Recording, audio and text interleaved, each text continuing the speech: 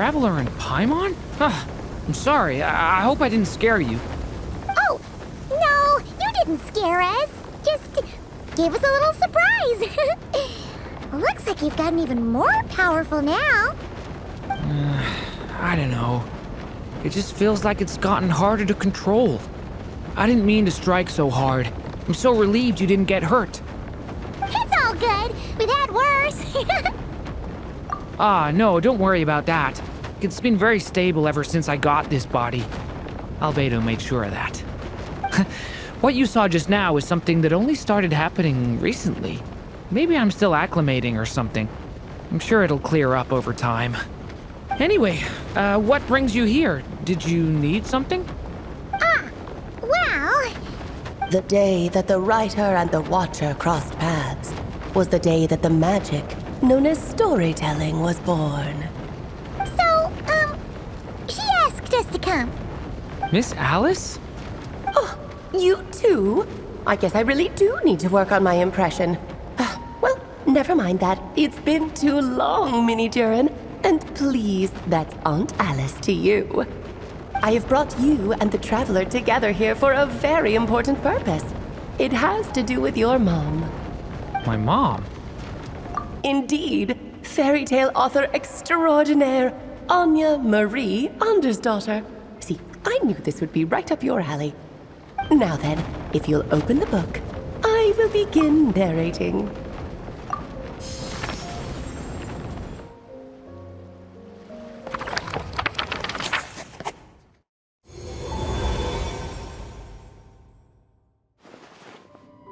Whoa! What is this place? It reminds Paimon of Simulanka. The two are indeed similar. Both worlds were built using the same magic, after all.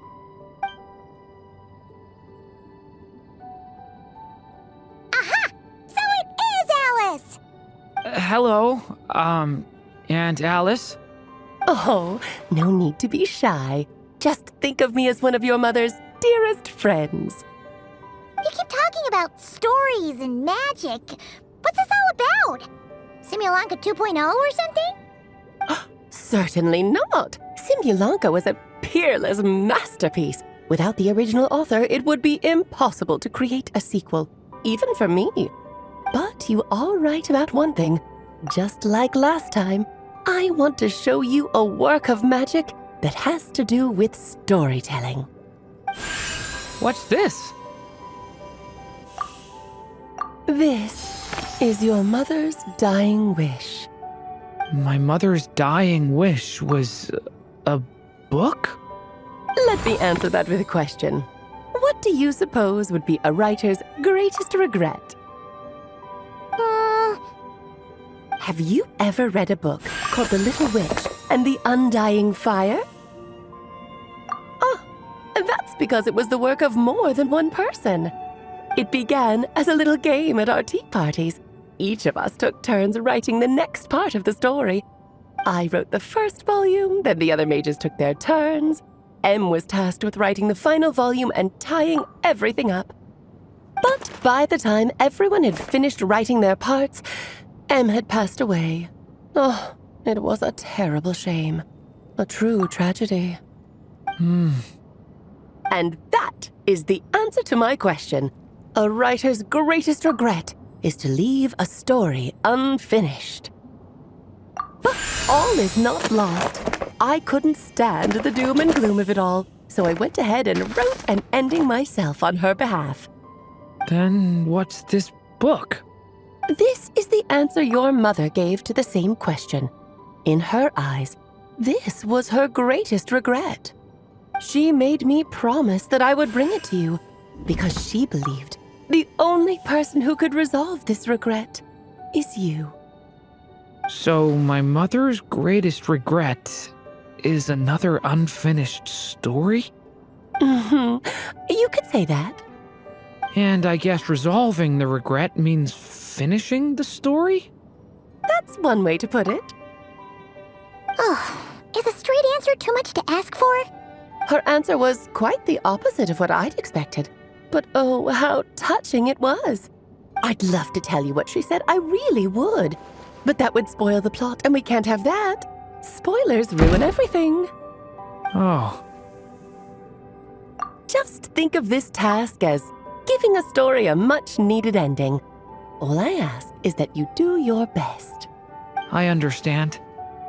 But I only just started learning human script, and I don't have any writing experience at all. Relax.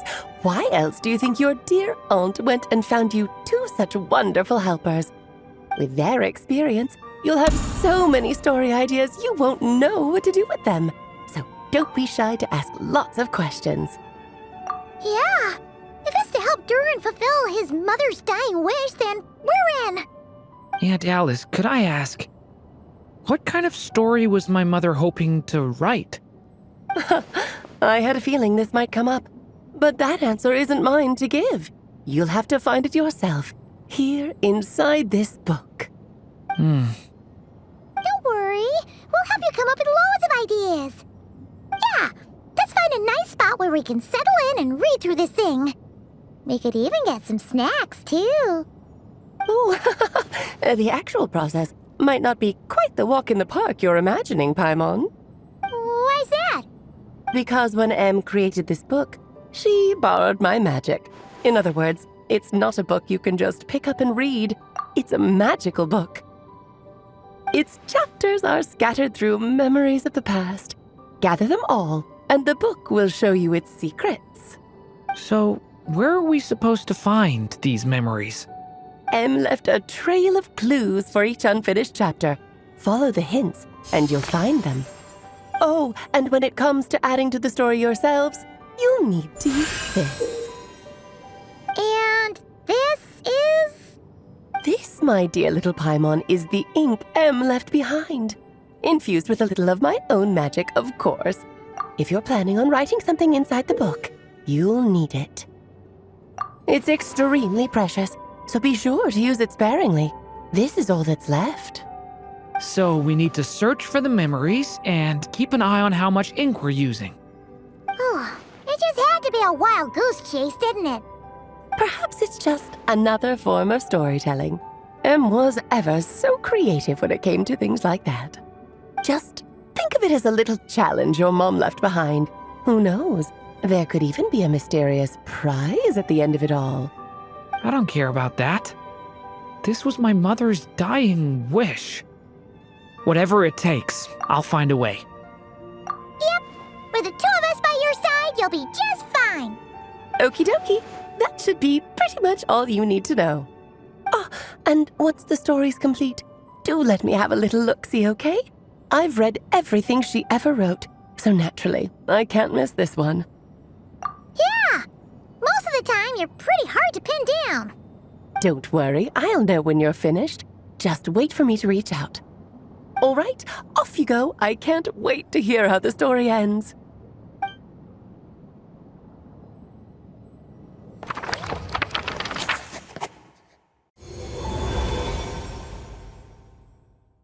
Oh, here we are again. Alice's magic really is incredible, huh? Right. Alice mentioned we should be on the lookout for clues. Huh? A corner of repose for countless tales, watched over by the honor of knights. A place for stories to sleep, perchance to dream of ancient cities and the epics of ages past. There, a witch once spent a sleepless night, and all to bring forth a story yet untold. Find the place I speak of, for it is where the seeds of this story lie. Was that a riddle? Where do you think this mysterious place could be? Hey, you might actually be onto something. Guess that means we need to head back to Mondstadt? I had a feeling that's where we would be headed. After all, it's where my mother was from, and I bet it's where she wrote this story, too. Yeah, that makes sense. Still, I feel bad about dragging the two of you along on such a long journey. Don't worry about it. We don't really have much going on right now, so we're all yours. Come on, let's go!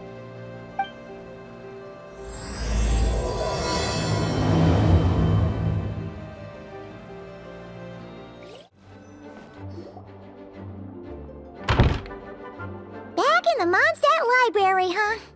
Talk about a trip down memory lane. So we're supposed to find the seeds of the story, right?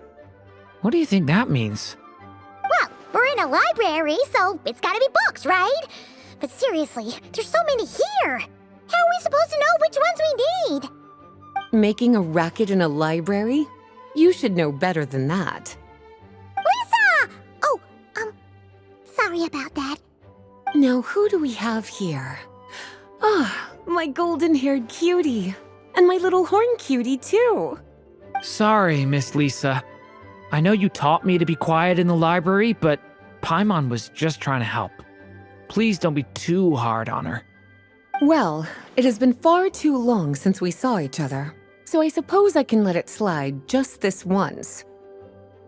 Back when he first arrived here, poor Jean wasn't sure what to do with him, so I stepped in to lend a hand. I figured if I can handle a boy raised by wolves, then teaching one who's part dragon should be a walk in the park. Nice! Sounds like Durin was welcomed with open arms. Why, of course. Now, let's save the reminiscing for another time. I'm sure you're here for a reason. Did you need to borrow some books? It's kind of hard to explain. Maybe you could take a look at this. Oh?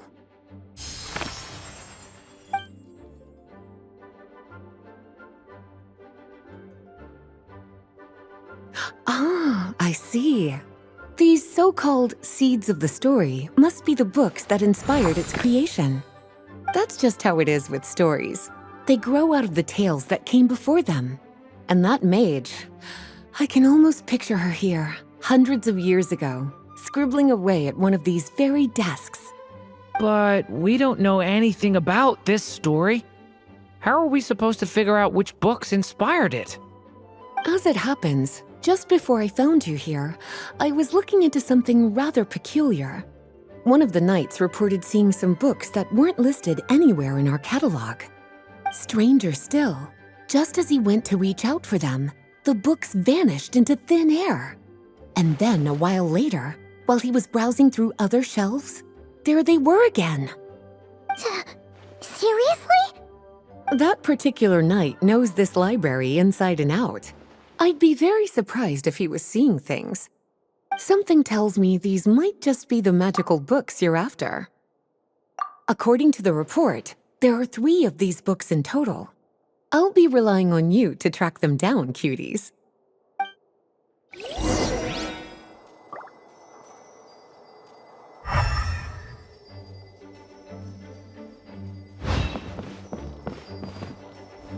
Kinda looks like a poetry collection. But why is part of the title missing? Let's see what Lisa makes of it.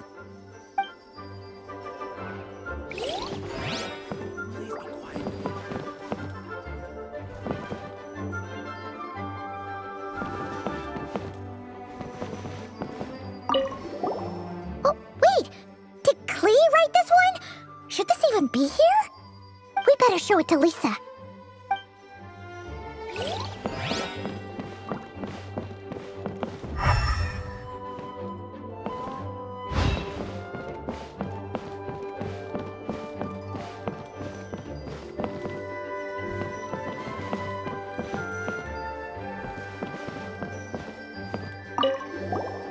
Second strongest spell in existence. Do not show Klee. Wait, there's actually a book like that right here in the Mondstadt Library? That title's just gonna make people even more curious. Huh. There's definitely something fishy about this one.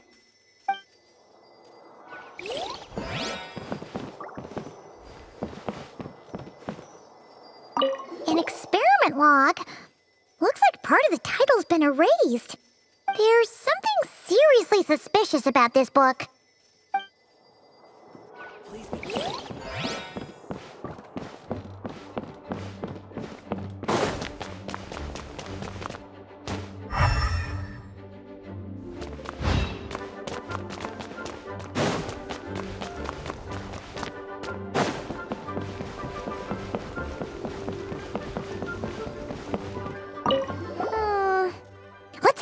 this one for now. Could be one of the ones we're looking for. It's one of M's, after all.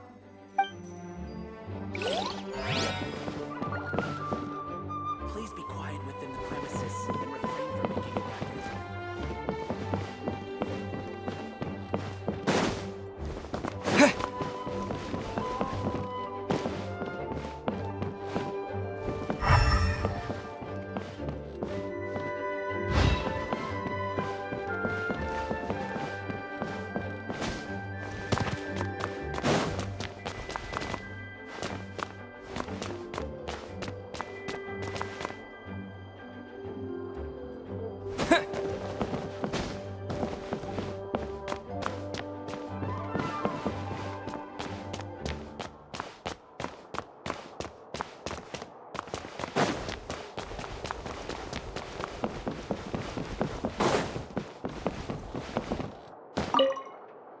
Well, did you manage to find them?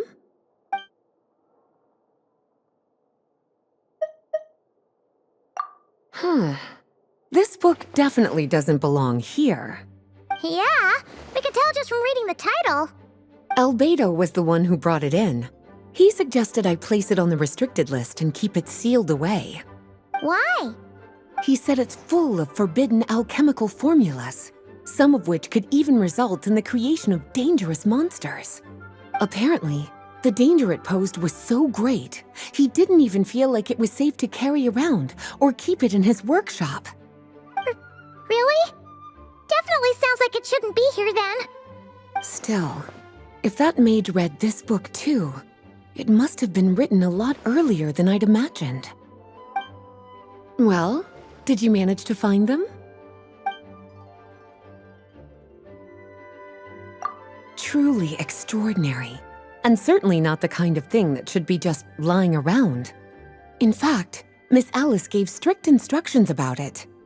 So, it's some kind of book of spells? Paimon's guessing magic this powerful should be kept a secret. It's true. This book does contain one of Miss Alice's spells. But honestly, virtually no one could actually pull it off, even if they tried. The only reason it's even meant to be in the restricted section is because we can't let Klee get her hands on it. After Klee was born, Miss Alice advised us to seal it away. She even added that little subtitle herself. So, it's to keep it away from Klee, huh? Does that mean she could use it to cause even more mayhem than she already does with Jumpy Dumpty? No, that's not it. As Miss Alice herself put it, letting Klee see it too early would spoil the surprise. Well, did you manage to find them?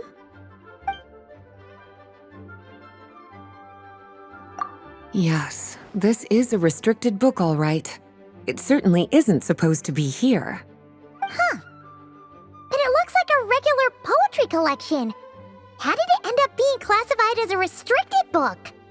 The issue lies with one of the poems inside. You've heard of the great battle that took place on Dragonspine, yes?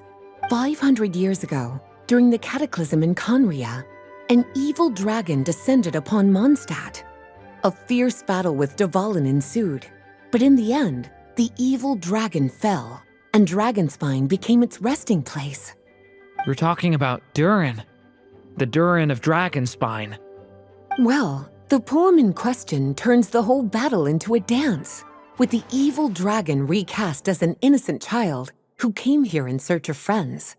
But given all the suffering experienced at the claws of that dragon, how could the people of Mondstadt accept such a retelling? Bards are often accused of inventing history or distorting the truth in their ballads. But this one hit a bit too close to home.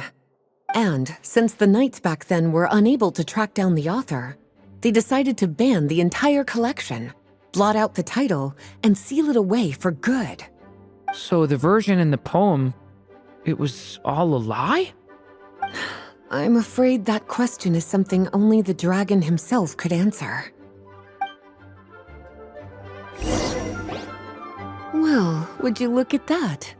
Seems like these are the little troublemakers you're after. And all three just so happen to be forbidden texts. What kind of story requires reference material like that, I wonder? Forbidden texts? you mentioned that the library had a restricted section, Paimon thought you were just trying to scare us. Are you saying it actually exists? Not really something you should be poking your little nose into, is it, cutie? Sorry. Seeing as it was Miss Alice who asked you to look for these books, I won't question the matter. But they'll need to be sealed away again once you're done, so don't forget to return them. Don't worry, Miss Lisa. I won't forget. Well then, that's all from me. After all that hard work, I think I've earned myself a nice cup of tea. All right, we've gathered all the reference books. What's next?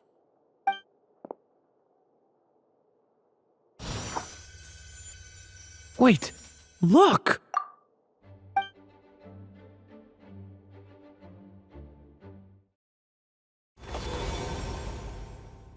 Long, long ago, an evil dragon descended upon the human world, bringing terrible calamity in its wake. Bravely did the people resist, until at last, the dragon lay slain. Later, a witch with a love for stories came upon the tale of the evil dragon, and for reasons she could not explain, felt a pang of sorrow on its behalf.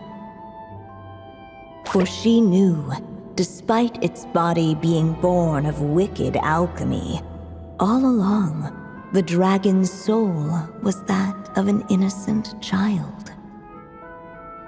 Right up to the moment of its death, it had no choice in becoming a vessel of calamity, nor could it fathom the cruel fate that lay before it. Though the witch had a love of stories, she was not pleased with how this one ended. No, that won't do, she thought. I'll write you a better ending instead. And so she set off to do just that, borrowing a little magic from her friend. With it, she wove a dragon's egg, resolving to rear a dragon child of her own.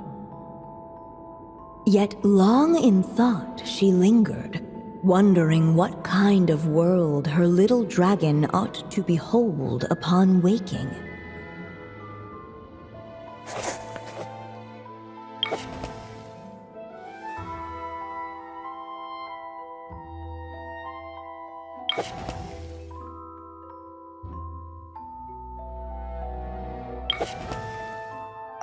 At last, she made her mind up, adorning the cradle with a wisp of woodland air.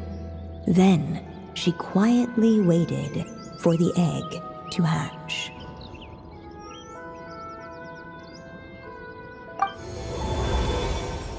Whoa! We're actually inside the story! This must be Aunt Alice's magic. Yeah. A story about me? Why don't we just see where the story takes us? All we know is the beginning at this point. Okay.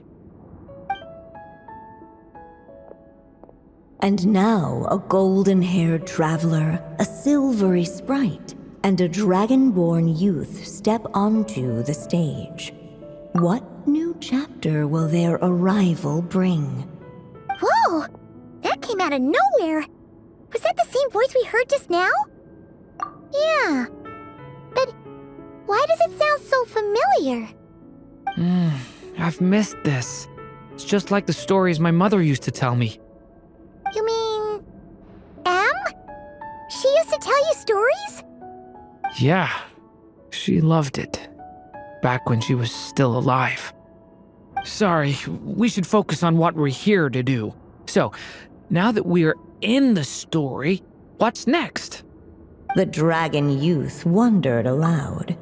Yet all he could do was wait for the story to unfold. Of course, there's something to be said for helping it along. Perhaps a little exploration could prove fruitful. Oh! Is that a a hint? Yeah, I agree.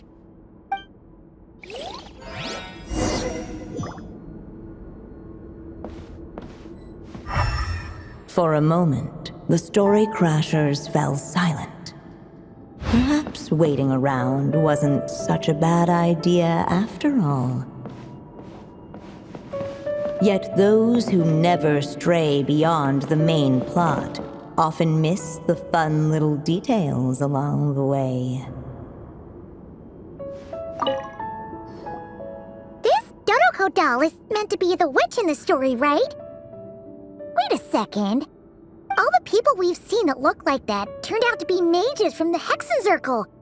Do you think the witch in this story is one of them too? My mother had a hat just like this. Then, the witch must be M. Looks like this story really is about Durin, huh? Whether the sprite spoke true or not, it had little bearing on the story at hand. For in that moment, what mattered most was not that she was a witch, but a mother waiting for her child to hatch. Let's keep looking.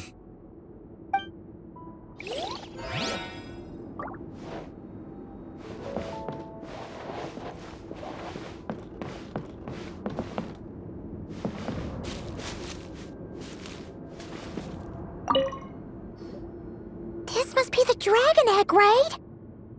Looks like it's gonna hatch any moment now. So we've got a dragon egg about to hatch, a witch who loves stories, and that evil dragon we heard about at the beginning. Yep, it all adds up. This is my story, isn't it? Okay, so how are we supposed to help the story along? It feels like all we can do right now is wait. Apparently, it hadn't dawned on the group to look for a way to help the egg hatch faster. Oh, right!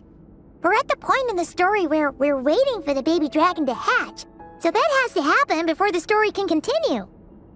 With the flames at his command, perhaps the dragon youth might be able to provide the egg with sufficient warmth. What? You want us to roast the dragon egg? The silvery sprite's surprise betrayed her lack of reading. For in countless tales it is told that only by fire's embrace will a dragon's egg hatch swiftly. Huh, you kinda have a point there. Okay, I'll see what I can do.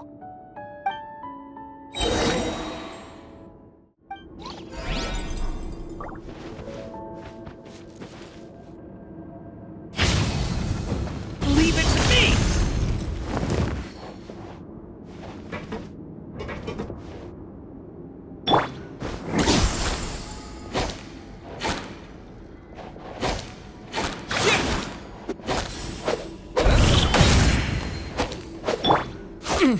Story has only just begun! Let every unborn life be welcomed with tender anticipation, and may that warmth stay for a lifetime.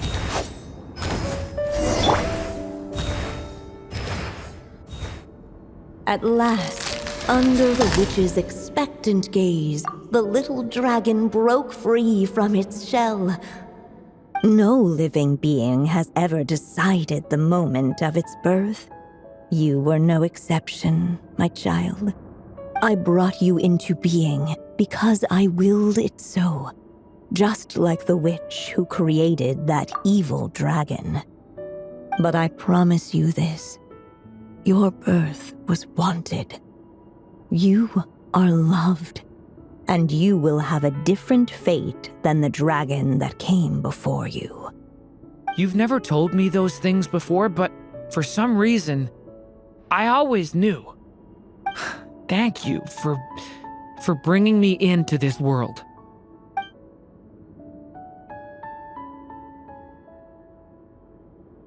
The waiting witch did not feel lonely, for she had 3 visitors by her side. Together, they beheld the hatchling's first breath of life. Holding her dragon child close, the witch promised him a life unlike that of the evil dragon. And so, nestled in his mother's warm embrace, did the little dragon's story begin.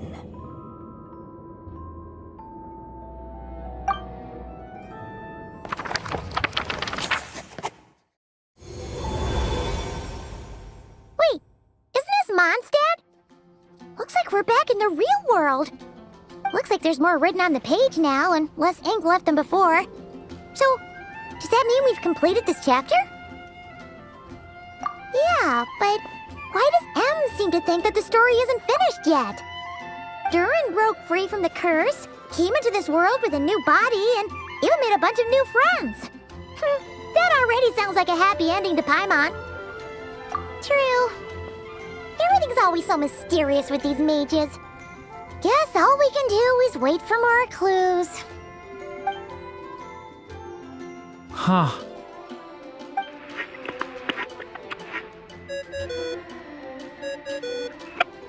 Is this thing on? All right, that should do it. Hey, that's Alice's voice. Hello there, children. If you're hearing this, you've stumbled upon the little recording I left for you. I thought you could use a few hints about how the book works.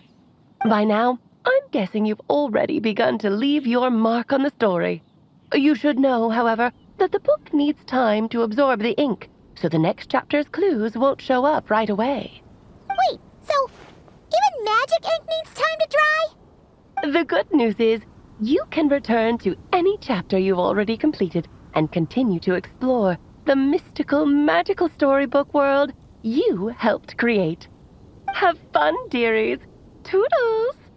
Oh, man. Paimon was so ready to knock this out in one go.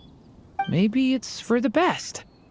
Sooner or later, we'll end up being whisked off to another world again, and if that happens, who knows when we'll be able to come back. So it might be good to take a break while we can. A break. Yeah! Paimon has a sudden craving for the Good Hunter's sticky honey roast. And we happen to be in Mondstadt, so... So let's meet up here later. I need to find Miss Lisa to return those books anyway. Hey, Durin! Any more clues for us? We're all set for the next chapter. Yeah, I was just about to come find you. Let's see what it says. Now sprout to life the story's seeds, stirred by wind-born melodies. Then on that breeze the music leaves, fading into distant memories. Seek the place where wind and tale entwine, and once there, make 3 riddles into verse, and 3 melodies into song. For in poetry and song will this story start to blossom. Come on! Another riddle? All that talk about wind and melodies? What do you think the answer could be? Oh! Care to elaborate? Wind? Music? Poetry? Tone-deaf bards gotta know the answer. You mean Lord Barbados? Albedo introduced us when I first arrived in Mondstadt. I mean, someone like me was bound to catch his eye sooner or later. It's better that it's out in the open anyway. Now, how should we track him down?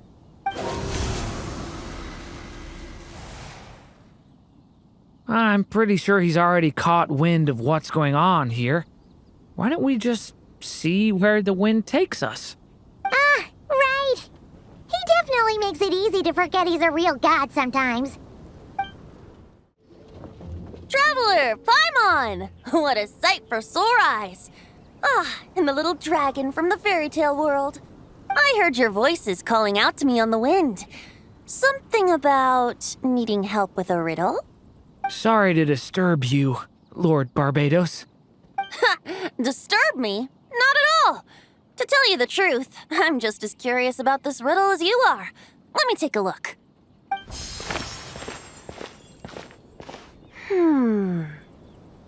What is it? Did you figure out the answer? 3 riddles and 3 melodies. That sure takes me back. The answer you seek lies hidden in memory. Looks like running to Tone Deaf Bard was the right call after all. Long ago, those mages came to Mondstadt, seeking to test their strength against mine. But I replied, let us make music, not war, and resolve our conflicts through song. So I strummed my lyre and sang them this verse. O wind, welcome now, my guests.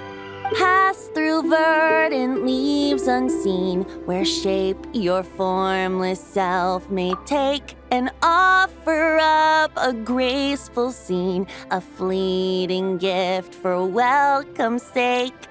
Leap at the edge of a sea of clouds, where land meets sky and sky meets ground. There frighten off the noisy crowds and bring my guests a calm profound. Fly beneath the stars up high, where mortal noise is swept aside, that my dear guests with starry eyes may share the dreams they hold inside. Now go to where I vowed to keep a quiet spot for them to sleep. No clash, no contest bars the way, just tea and mirth to fill the day. There you have it, the 3 melodies. As for the answers to those 3 riddles, I trust you can guess them by now. The woods, the edge of a cliff, and the sky? Correct! Funnily enough, your mother was also the first to solve it, all that time ago. There must be some kind of special rapport between those who write stories and those who sing them. The woods, a cliff, and the sky. Oh! So that's where it is! I suppose the spot that answer points to is where you're headed next. You should know, after solving my riddle, the mages even accepted my proposal and made that location their official meeting spot. And going by what your book is suggesting, once you found it, you might want to try playing the melody I just shared with you. Guess you can be pretty reliable when it counts, huh? Great Animal Archon? Thanks for the help, Lord Barbados. Still got questions for me, huh? Yeah, you must have read countless tales in your time, being a wandering bard and all. In your experience, why might an author consider a story unfinished? Unfinished? Well, I guess if there's something left to accomplish in the story, or, if the last line goes, to be continued. Huh? Wow, your helpfulness lasted for like 1 second. In all seriousness, I would think the answer to that question lies in your mother's story itself. It's not my place to pry any further. All right then, we should get going. Okay, we're here!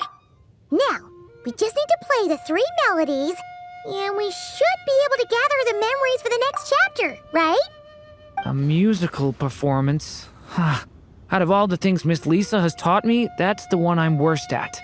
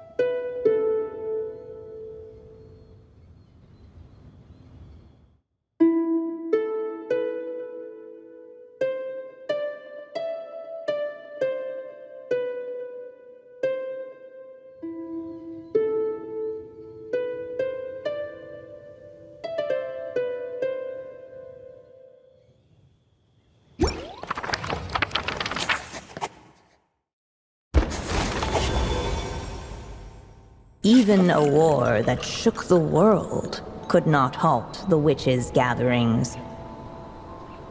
Yet even so, with the passing of time, 3 of their teacups no longer came to be set. The witches did not linger long in sorrow, for the Story Witch had brought glad tidings of her own. Born was her dragon child, safe and sound. Her fellow witches offered up their blessings, eagerly debating how to celebrate the child's birth.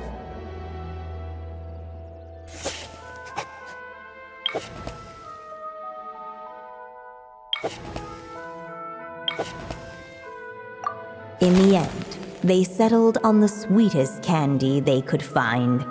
After all, what could be sweeter than the arrival of new life? And so, the witches' gathering turned into a birthday celebration.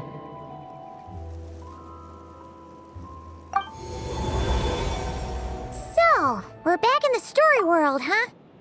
As if from nowhere, new guests appeared at the witches' table. Perhaps they too had come to celebrate the dragon child's birthday. Yet while everyone else was busy thinking about what kind of gift to offer, these 3 seemed to have come empty-handed. Hardly the recipe for a warm welcome to a birthday party, now is it? A gift? Hey, what's this all about? We only just found out this was a party. While the guests voiced their complaints and grievances, perhaps they should have been wondering what kind of gift to give instead. So, we need to bring a gift to advance the story?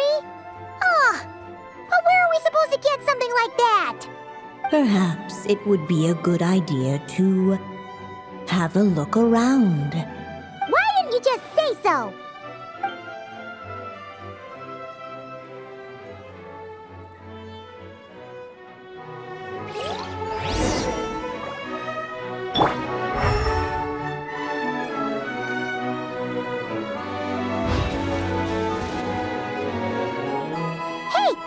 Could we use these as gifts, maybe? At last, the guests found something to give the dragon child. Guess that's a yes then. Which one should we go for? Still, the guests wondered what kind of gift might the little dragon really want. Should they put a warrior's sword in his hand and send him out on an unstoppable quest to save the world? Or perhaps a wandering hero's slingshot and the promise of a life of endless, uncharted adventure. Or maybe even a scholar's tome and the chance to take on all the world's unsolved mysteries. Okay. Wow. That's a lot of pressure all of a sudden. Oh yeah! Technically, we're actually picking a gift for you. So, which one would you prefer? You want me to choose? Wow, this feels kinda special. How come? For as long as I can remember, I've spent most of my time living in the stories my mother created. I always thought my mother had everything written out for me already, just like the toy figures in Constellation Metropole. What I wanted to do with my own future. That's something I've never really thought about. What did I want back then? This is the first time I've ever asked myself that question. Sounds like this is the perfect opportunity to answer it then. It's been a while since you left Simulanka, and after everything that's happened, it might be about time to start thinking about your future. Then let me give it some thought. In the end, the guests settled on the Scholar's Tome. So you're the scholarly type, huh? I just feel like I should learn more about the way the world works. What makes you say that? I'll give you an example. Did you know that in Mondstadt, using fire to catch fish is a punishable offense? I thought she was just teaching me regular hunting techniques. It was only after Master Jean caught me and sent me to solitary confinement that I realized I'd misread the situation. So much of what's considered common knowledge in your world just wasn't in Simulanka. So I have to learn, or I'll keep causing trouble for everyone else. Paimon's not sure that counts as common knowledge. Alright, they should let us in now that we've got a gift, right? Hello there. Brought a gift this time? The newly arrived guest presented his gift, wishing the little dragon a future as a wise and accomplished scholar. Accepting the guest's blessing, the Story Witch invited him and his friends to take their place around the table. Finally, she could introduce them all to her dragon child, telling all in attendance about the moment of his hatching, and of course, the name he'd been given.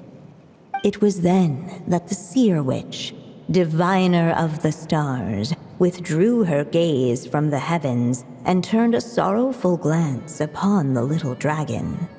You gave him the same name as that evil dragon? That's right. But the life I intend for him shall be very different. What folly, to love so blindly. For as you must know, a name is the mirror of destiny itself. He who bears an evil dragon's name must also inherit the fate of its previous owner. His fate has been foretold. Then I'll rewrite it. The witches at the table fell silent, for they knew the Seer Witch's words had never once proven wrong. Yet, just as clearly, they recognized the Story Witch's resolve, for there is scarce a force in this world more fearsome than a mother's love. At last, the Merry Witch stepped forward, dispelling the uneasy silence. So be it. Then we'll all lend a hand. Together, we shall rewrite this child's fate. You mean to defy one of the fundamental rules of this world? I refuse to be shackled by such rules. Besides, this is a witches' gathering, is it not? What could be more fitting a subject for this occasion than to defy them? Oh, sounds like an interesting experiment. I suppose, were we to succeed in this endeavor, we might bring a touch of wonder to this otherwise dreary sky of stars. The Merry Witch finally talked them all round, just like she had done many times before. Warm and strong as the sun she was, so much so, in fact, that those who her light shined down upon had no choice but to bask in it. And so the witches readied their gifts, 3 marvels of the cosmos. For this child, I shall decipher the ravings of the heavens and lay bare before him the trickery of fate. For this child, I shall leave a formula powerful enough to unravel the very origins of this world, that he may seek another solution for the conundrum of his life. For this child, I shall call upon wondrous magic to make possible his impossible wish. All the Story Witch had was the pen in her hand, yet with the love that flowed from it, she resolved to bring forth a marvel of her own.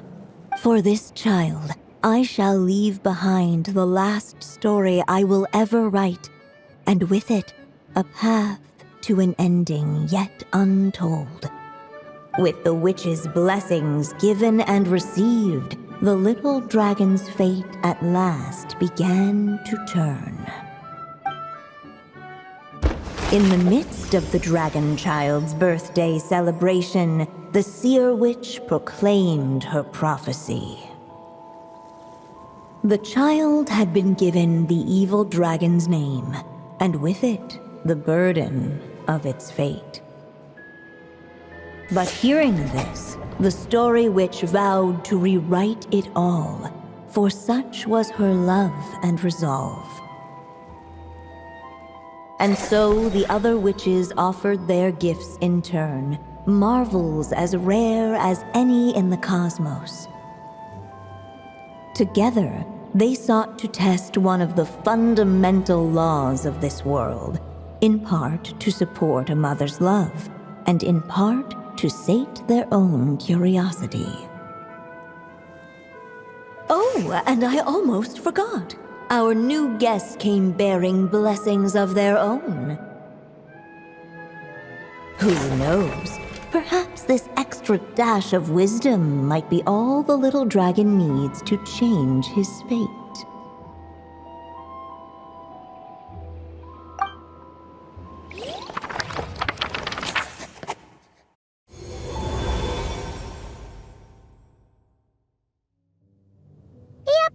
Looks like we've completed this chapter, too. Those witches in the story were the mages of the Hexenzirkel, right? They sure seem to care a lot about you, Durin. But, Paimon kinda had trouble following their conversation. Just a bunch of mystery, as usual. The evil dragon's fate. Oh, is that what you're worried about? But didn't we already take care of that? Ah, the mages must have had a hand in that, too. Also, I was just thinking, which part of the story are we even meant to be completing? Oh, it feels less like we're filling in the gaps and more like we're adding something new altogether. But we use the ink, right? And the book hasn't given us any more clues, so that must mean our task is complete. At least for now. Yeah, I guess we're doing something right. Maybe I'm overthinking things. It's just, this is my mother's final wish, so I don't want to mess it up. Anyway, thanks for all your help. I'll let you know as soon as the book reveals a hint about the next chapter. Okay then. See you in the next chapter. Some say the god of fate calls the outcome of every dice roll before it's even made. And that's why the secret to winning a lot of games is having that god on your side. Your luck is amazing, Kaya. Your turn. Give it another shot. Fear not, O Crimson Dragonborn, for I, the Princess of Ertelang, have bestowed upon you the benediction of the midnight hour, and with it you shall surely smite this usurper. Mein Fräulein means to say she's rooting for you in secret. Oh, and that you must, at all cost, defeat the one who snatched her limited edition card back.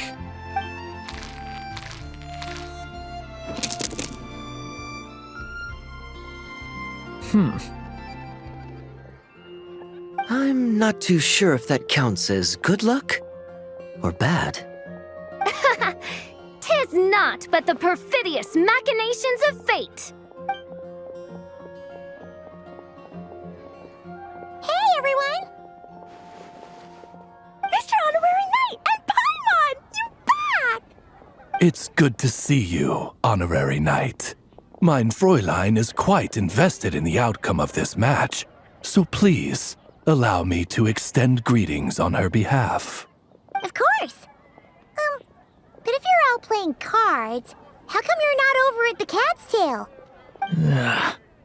There's something about our horned friend over there that seems to frighten off little animals. Could be because he used to be a dragon.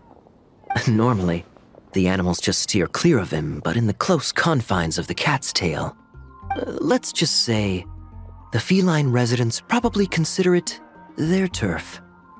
And we all know how dangerous a cornered cat can be. I just wanted to borrow one of their nests for a nap.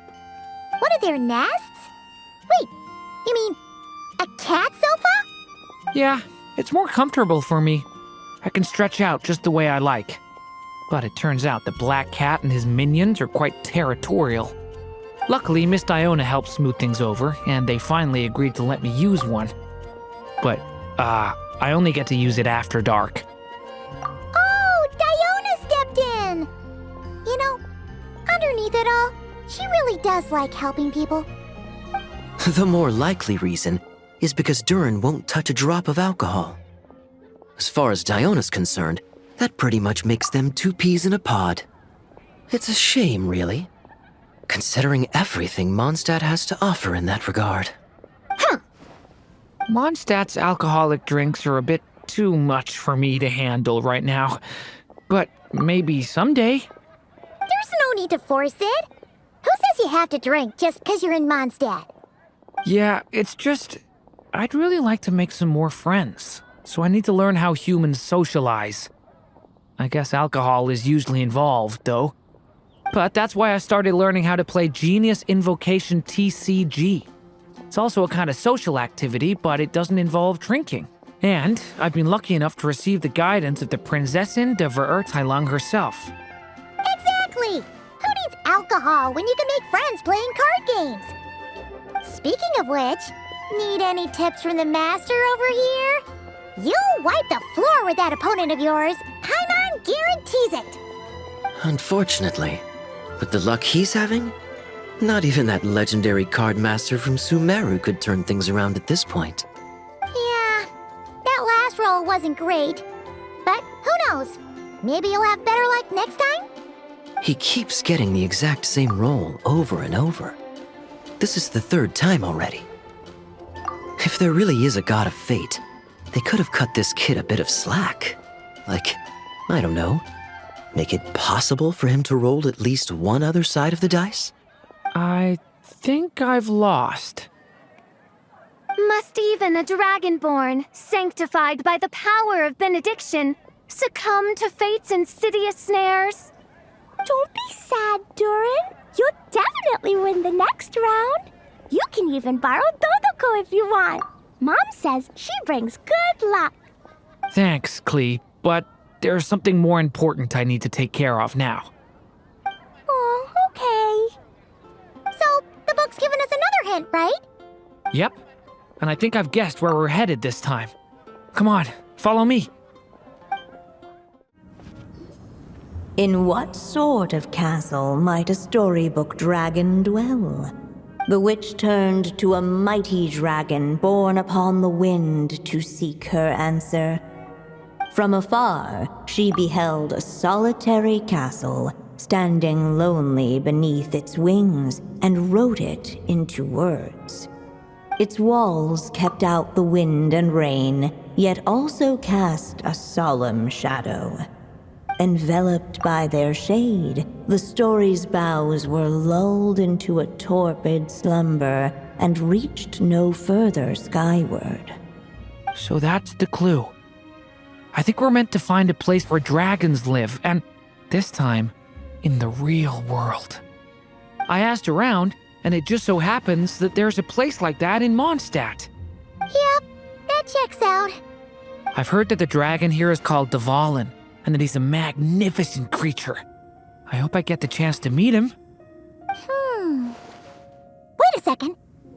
Do you think having the two of them meet is the best idea? You know, considering everything that happened in the past? How would we even explain everything to him? Well, if we do run into Dvalin, it should turn out okay with us there at least. Is something wrong? Nope. Let's go! So, this is where Dvalin lives? Yeah, right into the middle of a raging storm. If you're afraid of getting blown away, Paimon, you can always hang onto my sleeve. This isn't Paimon's first rodeo. Come on, let's get going!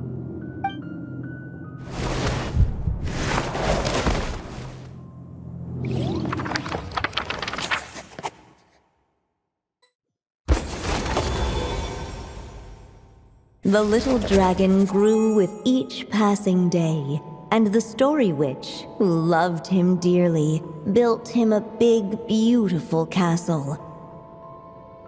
Yet in the end, she herself succumbed to time's merciless march, setting forth on a journey to a place beyond even the stars. All of a sudden, the little dragon found himself alone. He tried leaving the castle to make some new friends. But already he had grown the claws and scales of an evil dragon, just as the prophecy had foretold. Afraid he might hurt someone, the gentle little dragon hid within the castle his mother had built, and came forth no more.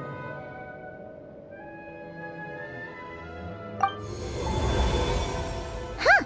Looks like we're back in the story world. And from the sounds of it, this chapter must be about Simulanka, right? Yeah, like the fairy from the Forest of Blessings, the king of Constellation Metropole, that cat lady who turns into a box. Ah, yep. That will be Nilu, Navia, and Kirara. Oh, and there's Hat Guy, too.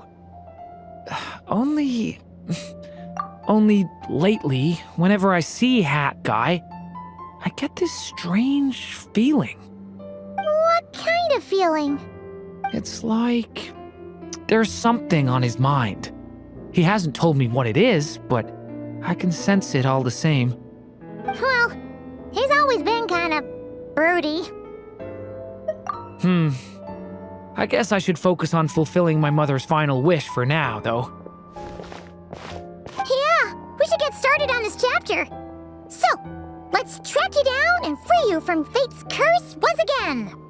That day, a small band of adventurers suddenly arrived beneath the castle walls. They promised to help the little dragon cast off the curse of fate. Yet as they stood beneath the castle walls, it appeared they had no idea how to even begin. Hey! Instead of making fun of us, how about giving us a hint? The little dragon had shut himself inside the tall tower at the castle's center. Anyone who wished to reach him must traverse the barriers that wall off his heart, for there is no other way. Looks like we're in for another long one. Let me try something. Ooh, do you have an idea? If that little dragon in the tower used to be me, then surely I'd know how he shuts people out better than anyone. Come on, follow me.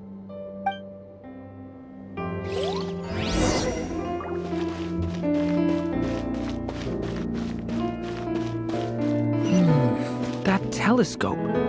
I've seen magical tools like that before. It should come in handy.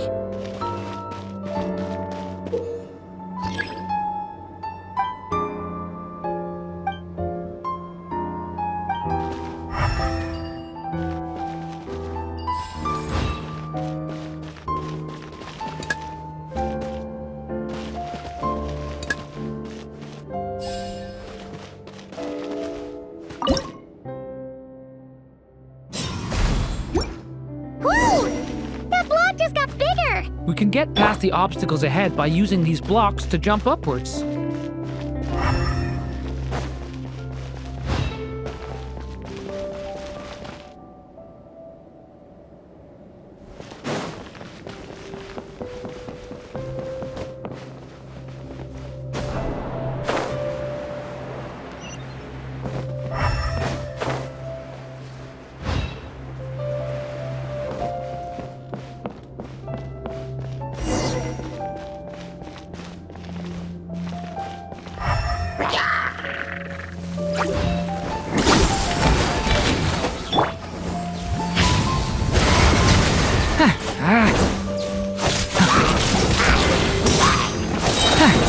The abyss is burning shadow!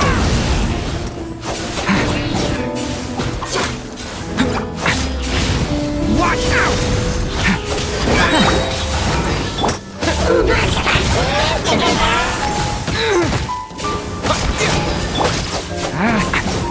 The story has only just begun!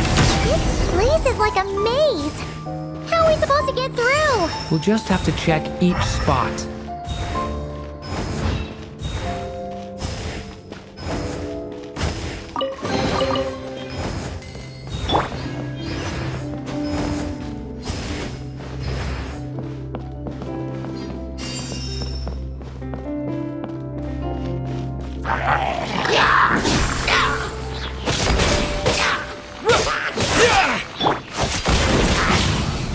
Leave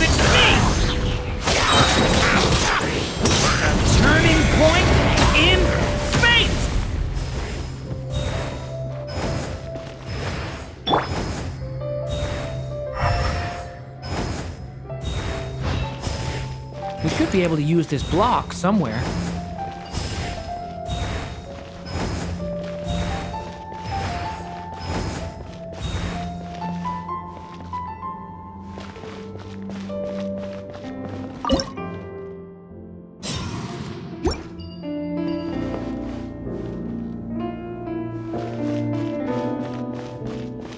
Looks like this telescope is missing some blocks. Oh, let's try the one we just picked up.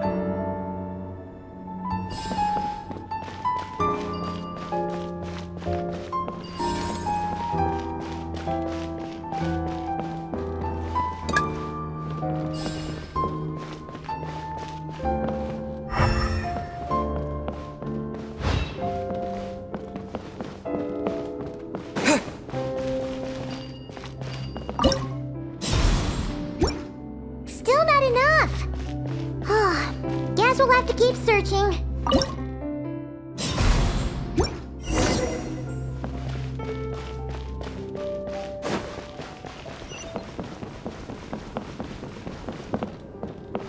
Look!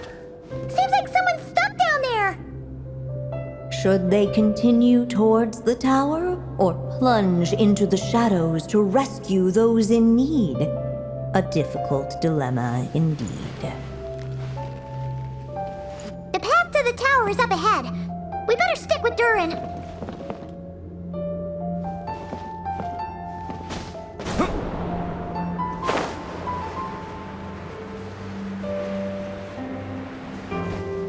It's so dark here. Hey, there's a fire over there.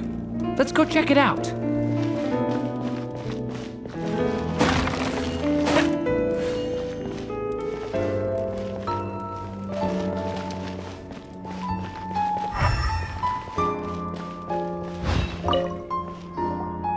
Wait, is that?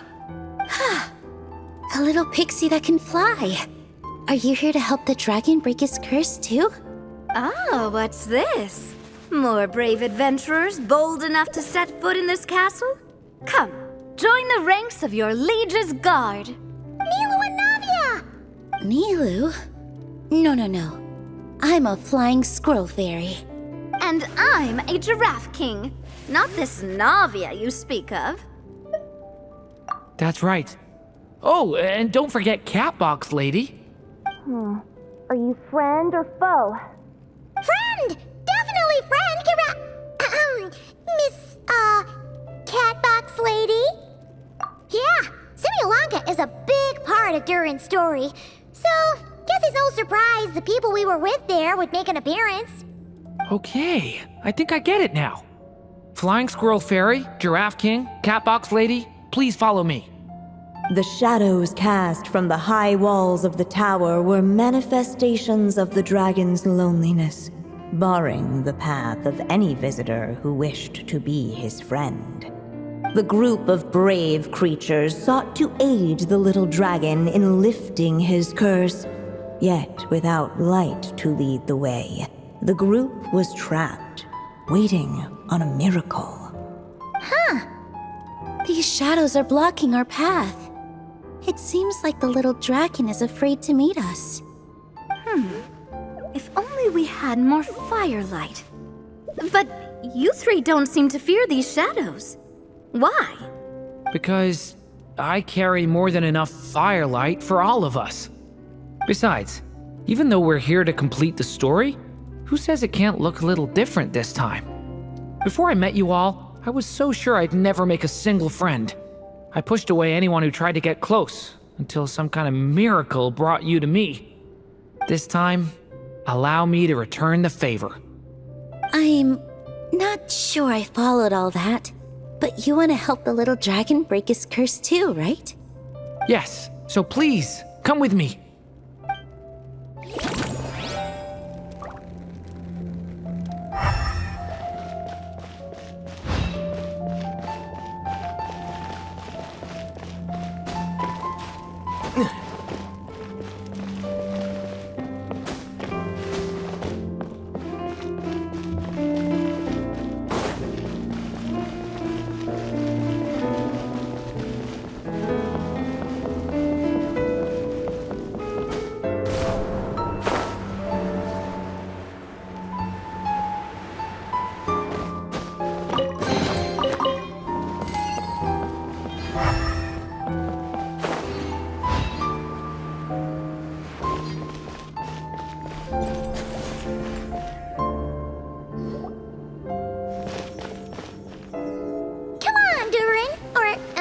little story dragon.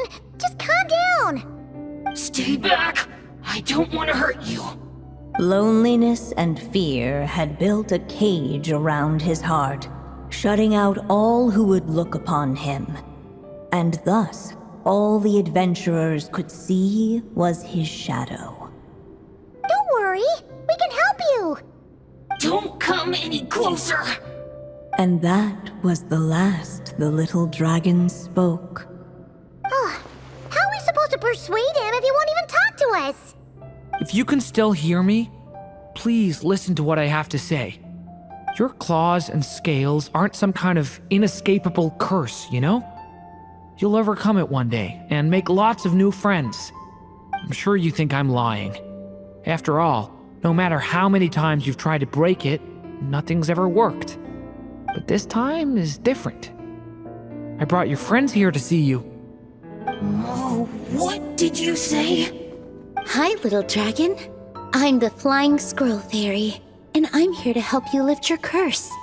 Will you talk to me? And I'm the Giraffe King. Don't be afraid, little one. We're not afraid of you.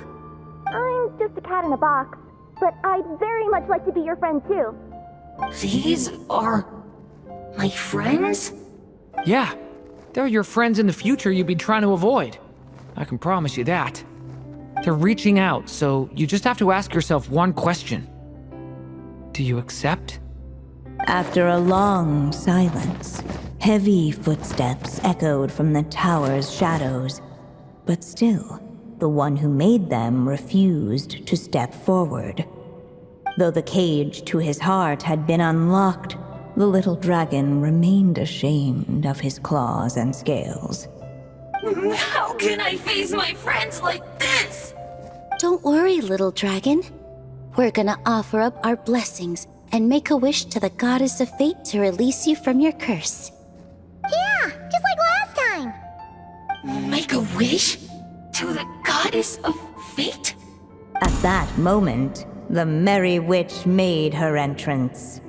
Hello, little one. Don't be afraid. With the blessings of your friends, your wish shall be granted. Alice? Wait, you're the Merry Witch from the story? Correct. It is I, the Merry Witch, creator goddess of this realm. And it just so happens the goddess of fate is none other than my dear friend, the Story Witch. I'm here to make good on my promise to lend her my second strongest spell. With this spell, she'll have the power to create an entire world. So naturally, granting your wish won't be a problem. Provided, of course, you receive your friend's blessings. But before we proceed, I must check something on her behalf. Little dragon, do you accept this blessing? I want to be your friend. So if you're offering, then yes, I would love to have your blessings. Were it not for the adventurer's blessings, this tale might have ended long ago. Thanks to them, another ending was now possible. Yet in that moment, they did not know if this blessing was truly a gift or just another trial in disguise. What? You didn't say a word when we actually needed a clue, but now at a critical moment like this, you turn up and start playing mind games? Another trial. Huh, that actually sounds about right. Be it the fictional problems of Simulanka or unavoidable conflicts in the real world, if you think about it, that's what they've been all along. But if it wasn't for those trials, I never would have met any of you. So, despite all that, I'd still like to give my blessings. That's the spirit! Come on, Durin! Let's help you make your wish come true again! On behalf of both my past and present selves, thank you, my friends. Fortunately, a brave band of adventurers heard tell of the little dragon's story. Determined to lift his curse, they fought their way through countless trials. To help him, they offered up their blessings and made a wish to the goddess of fate. At last, their wish was granted, Shaking off his scales, the little dragon stepped out of the tower's gloom. But his time in the world beyond the castle would soon teach him this gift would bring blessings and trials of its own. And as far as the little dragon was concerned, the tricks of fate had just begun.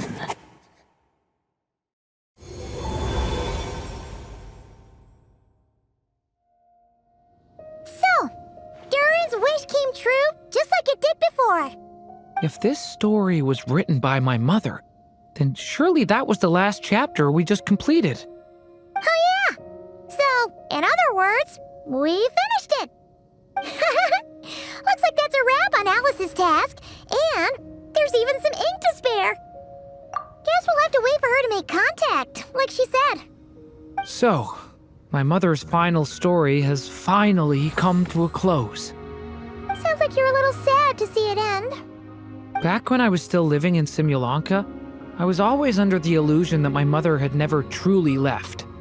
Every day I spent immersed in that world.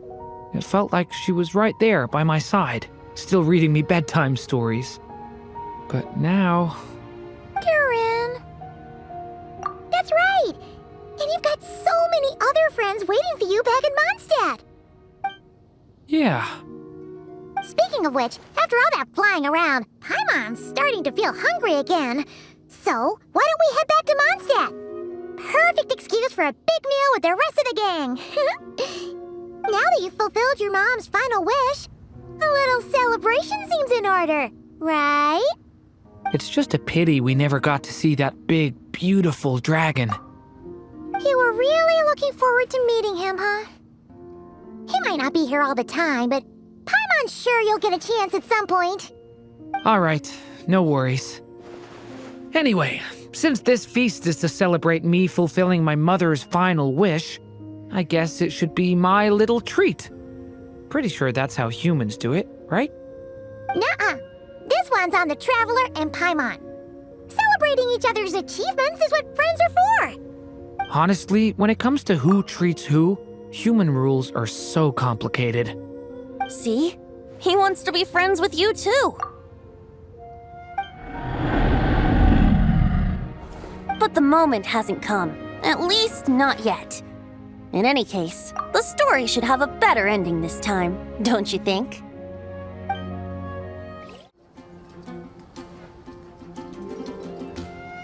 Whew. Feels like we were gone for ages. Hopefully, everyone's still here. So, your adventure was a success, huh? Want to grab a drink to celebrate? Absolutely not. No booze allowed. Mr. Honorary Knight, Durin, I want to hear all about your big adventure.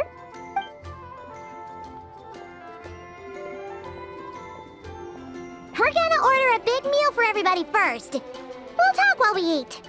Yippee!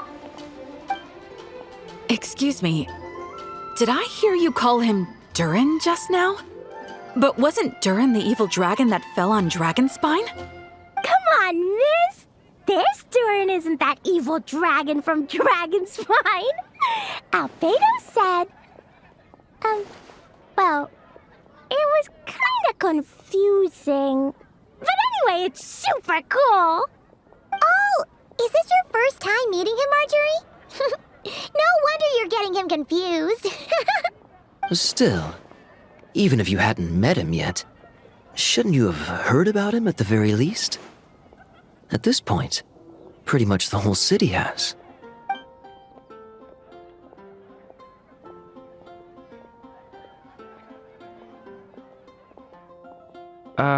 Why is everyone... So, what exactly is his connection with the evil dragon? Wait, but those horns on his head... Surely he's not a... Did everyone just forget about Durin? No, that can't be.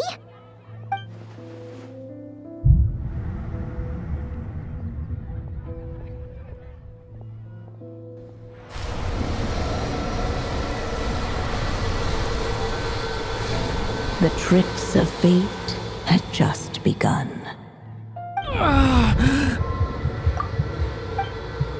Watch out!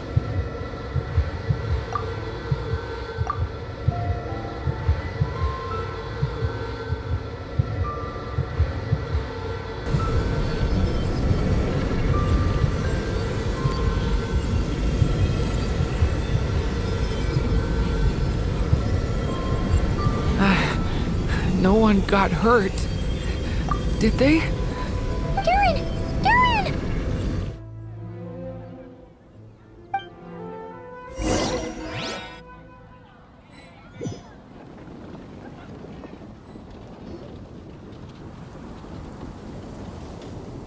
I just had Barbara check him over. He's not badly hurt, but he seems to have burned through a lot of energy fending off some kind of dangerous power. He'll need some time to rest before he wakes up. So, can someone explain what's going on here? It seems like, aside from Durin's close acquaintances, the people of Mondstadt have forgotten everything about him. How could that even happen? Worse still, the abyssal power within him is showing signs of extreme instability. Could be a separate issue, though. I'm not sure. If the abyssal power inside him spirals out of control, Mondstadt will be in grave danger. I completely agree. All right then. As acting Grand Master, I'll send a letter requesting Albedo's immediate return. Until then, the Knights will watch over Durin. That's pretty much all we can do right now. Also, allow me to look after this book for now. If you need to consult it, just drop by my office. Do you think the book might have something to do with what's happening? It's just weird that Alice still hasn't contacted us. Maybe we should head back inside the book and take another look. Jean! Hello, you two. I'm glad you got my letter. Durin's awake and waiting on the bench over there. I'm here if you need help. Just give me a shout. Don't worry about us. We'll be fine. Oh, hey, you two. I just remembered what happened right before I passed out. Thanks for holding me back. I shudder to think what might have happened if you hadn't. I'm fine now. It's just... a lot of people seem to have forgotten me. Don't worry. We'll figure out a way to fix this. Why don't you start by telling us what happened? It felt so strange. After I realized no one recognized me anymore, I suddenly felt like I'd completely lost contact with my body. Abyssal power lies sealed within this body I inhabit. So when I lost my connection to it, I lost control of that power too. It wasn't until I heard everyone calling my name that I was able to reconnect with my body. You lost contact with your body? Does that mean there's something wrong with it? Sounds like we need Albedo more than ever. I don't think the problem lies in Albedo's alchemy. Huh. But then, why are people forgetting you? Guess that's what we need to figure out. That means we need Alice for sure. But it's been ages and she still hasn't been in contact. Now would be a really good time for a hint. How could the story's budding branches even hope to reach beyond the towering walls? Leaving the castle, the witch went off in search of the tallest, grandest tree in the whole world. High up in the canopy of that tree, she sought a resting place, a refuge where the little sapling might take root. Go to that place, for it was there that the sapling felt its first breath of wind. Huh? Was that another clue? Does that mean the story isn't over yet? Leaving the castle. It just occurred to me. If this story is all about my own experiences, then wouldn't what happened after I left Simulanka be part of it too? But how could she possibly know exactly what would happen? And even if she did, how could we know when the story was complete? Yeah. Since we can't reach Alice right now, we'll just have to get to the bottom of this ourselves. But first, we gotta figure out where this riddle wants us to go. The tallest, grandest tree in the whole wide world. Huh. The only place that ever gave me that feeling was the one I ended up in right after leaving Simulanka. They had great coffee there, too. And so many books you'd never run out of things to read. Think about it. Our search in Mondstadt began in a library, right? Well, Sumeru City's got one of those, too. And it's absolutely huge. What do you say? Should we try looking there? Huh. That does kind of make sense. And it's not like Paimon's got a better idea. Alright, let's just give Jean and the others a heads up first. Well, it sounds like you've got a plan, so I won't interfere. All I ask is that you stay safe. Albedo won't be back for some time, and until he is, we can't know for sure how dangerous Durin might be in his current state. I'm so sorry about what happened before. Believe me, I'm not blaming you, and neither is anyone else here. If anything, it's the opposite. We're all just worried about you. Worried? About me? Come with me. I want to show you something. As soon as they heard you were awake, they all hurried over to see how you were doing. You all came to see me? A little birdie told me you're working on finishing a storybook. So maybe all those people losing their memories is just a plot twist waiting to be resolved. Miss Lisa, you always seem to know how to put my mind at ease. Please, everyone, don't worry about me. When I get back, I'll find a way to complete my mother's story, and the one we started, too. Whew. After the library hunt in Mondstadt, it's not as if Paimon was expecting this to be easy. But this... yeah... this is something else. Where do we even begin? Even the clue this time seemed kind of cryptic. Yeah. Guess the best we can do is stay on the lookout for more weird things going on. Huh? Sorry, what was that? I'm here to return Volume 5. According to the catalog, Volume 5 of this series is not available for loan. I can't accept the return of a book that was never checked out in the first place. Let me put it this way. My copy is complete. Yours, on the other hand, is missing large amounts of content. So you should swap it for mine instead. Sir, you have to understand. Managing a library is a serious business, and we have protocols in place for this kind of thing. I can't just replace an important volume in our collection based on nothing more than your word. Hey! Look what the Wandering Tom dragged in! Oh, it's you. And, what is it you're doing here? I'm a traveling scholar, as you know. Isn't a library the most natural place for me to be? Well, the last time we saw you was all the way in Notcry. Paimon just didn't expect to suddenly see you in Sumeru, that's all. There were some things I needed to come back and take care of. Some documents had gone missing, so I tracked them down, restored them to their original condition. And now, I'm here to return them. And considering what I'm planning to do next, it feels like a weight off my shoulders. What's going on with you, huh? You look like a kicked puppy. Hat guy. Ah, at least you haven't forgotten about me. What's that supposed to mean?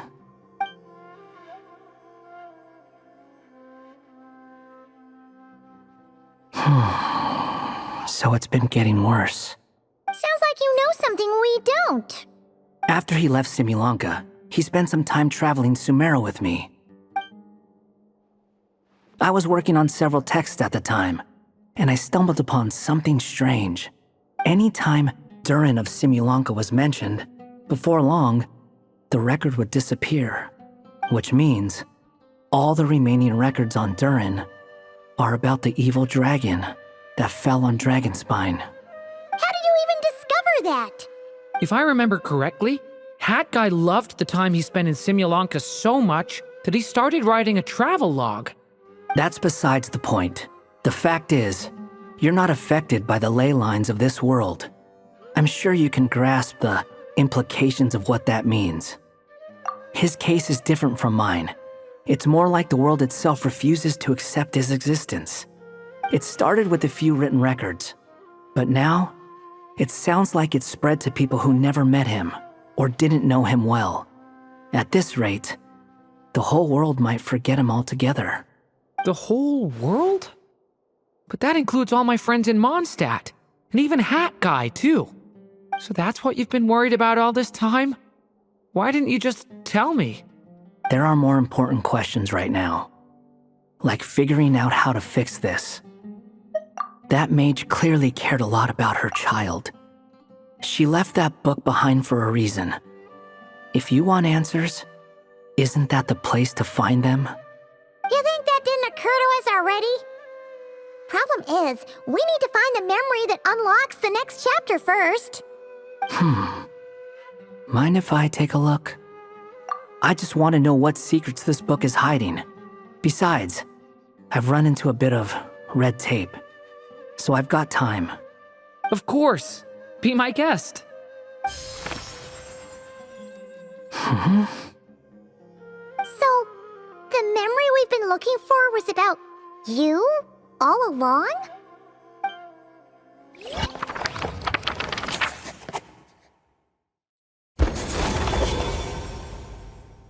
The little dragon became companions with a stray cat with dark blue fur. It was a friendship born of all they had in common. He left his castle at the stray's invitation, setting out to explore the world beyond its walls. There, he grew fond of the outside world, eager to make friends and share the story of his life. Taken by the dragon's story, the stray tried to write it down. But he soon realized that no matter how he tried, it would always warp into the evil dragon's tale.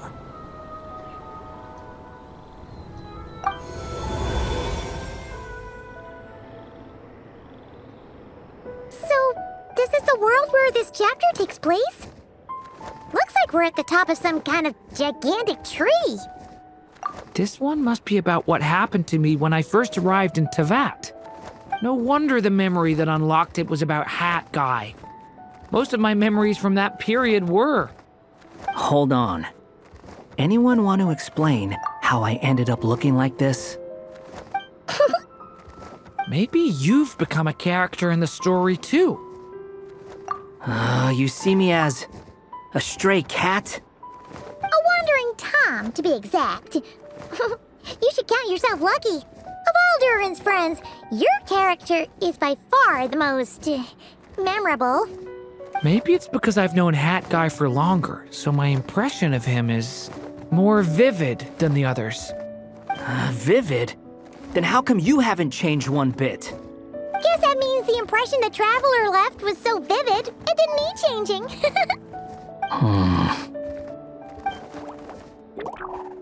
Hello, everyone! Ready for today's adventure? It's the storybook, Durin! Oh. So you're not playing yourself in this one? Does that mean the two of you have even more memorable roles to play? Where are we going today, kitty cat? Whatever. Just follow me. Same as always. Okie dokie! Can we chat along the way? If you have something to say, just say it. Was that seriously how the two of you communicated when you first got here? Yep. Anyway, how do we get ourselves out of here? Usually, the narrator gives hints to help us figure out what to do. Speaking of which, about time we got some of those, don't you think?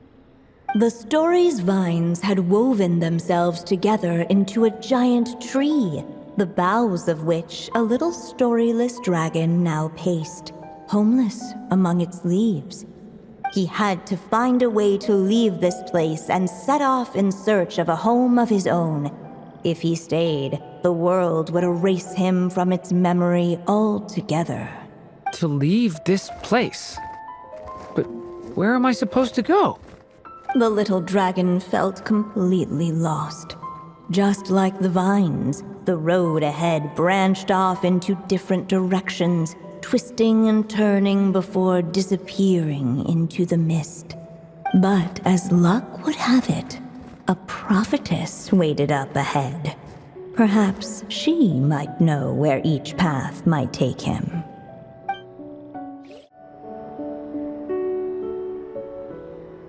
Oh, you must be the little lost dragon. It's true. My friends and I are lost. This meeting was no accident. The prophetess was in fact the seer witch, here to present her promised gift. The seer witch? Oh yeah! That's Mona's teacher, right? The old hag? Insolent child. I am the seer witch, your prophetess, not some old hag. Sorry! Now, little lost dragon, I have come to bestow the gift I once promised. A prophecy. A prophecy? Hear me now, for my prophecy is this. One day, the dragon from beyond the castle shall be reborn, and none may avert its coming. The wind took the prophecy and swept it off into the distance. And so, the little dragon was shown a path to wander. As far as I remember, once that alchemist from Mondstadt learned about the prophecy, he chose to stand with you against the evil dragon. So, what does any of this have to do with you being forgotten? Oh, wise witch of prophecy! Could we trouble you with another question? As enigmatic as she was elegant, the seer witch spoke no more, for her thoughts had long since returned to the starry firmament above. Just when we actually needed her. The seer witch was my mother's friend, so the prophecy she just gave should turn out to be helpful. Well, it's not like we've got better options. But if all we need to do is leave this place, which path should we take? Why don't we take a look around?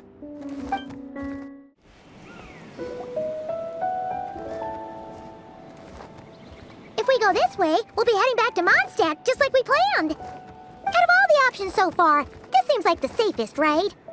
At least we know what happens next. He helps stop the evil dragon from returning, gets a new body, makes a whole bunch of friends, who all just forget about him. But you didn't forget, Hat Guy. I'm just saying, choosing this path wouldn't solve the main problem. You'd still end up being forgotten. Huh. I'm not against choosing this path. I just wonder what secrets it might be hiding. Let me think about it.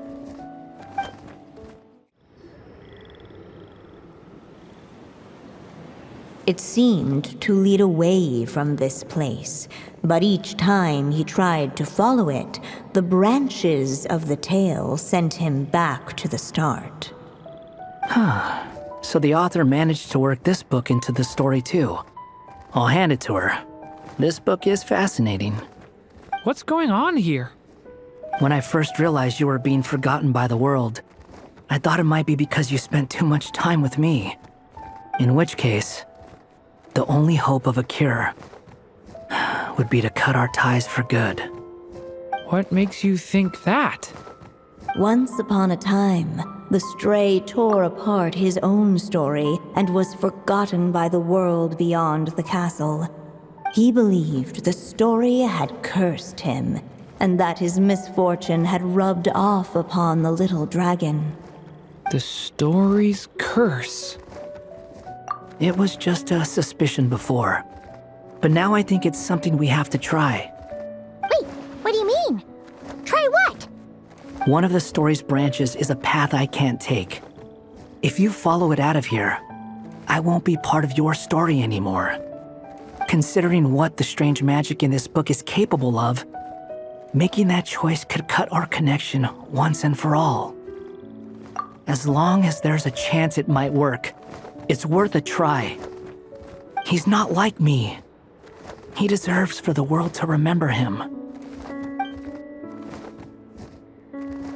Well, maybe Hat Guy has his reasons for thinking that way, but that's not the kind of decision I can make so easily.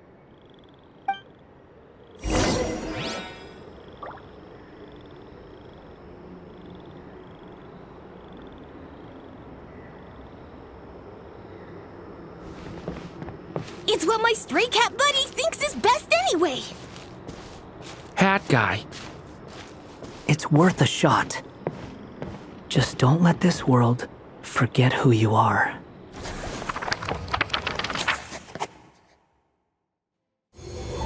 The little dragon left along the path his companion could not take, and from that point forth, the stray was no longer part of his story.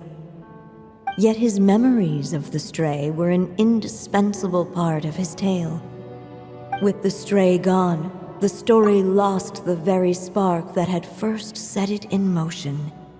In the end, the little dragon's story faded into nothingness, and in the world beyond the castle, only the evil dragon's tale endured.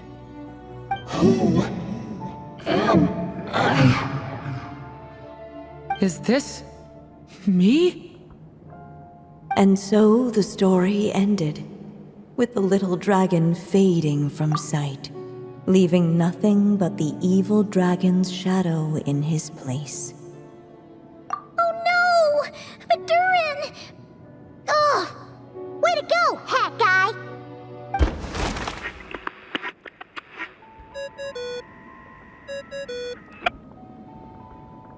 Hello, children. If you're hearing this recording, it's because you've reached a certain ending. You may have noticed that little Durin's experiences have been written into the pages of this book. Well, you should know that in the same way, its ending will also be written onto him. So be careful, because triggering a bad ending could be somewhat problematic. Let me guess, you're upset that I didn't warn you earlier? Don't worry, though. I've thought it all through. I built a very special feature into this book, just for you, the witnesses of this tale. So, go ahead. See if you can turn back the pages. If you're not happy with the ending you've reached, just flip back a few pages and let the tale unfold once more. Pretty incredible, huh? That's the power of magic.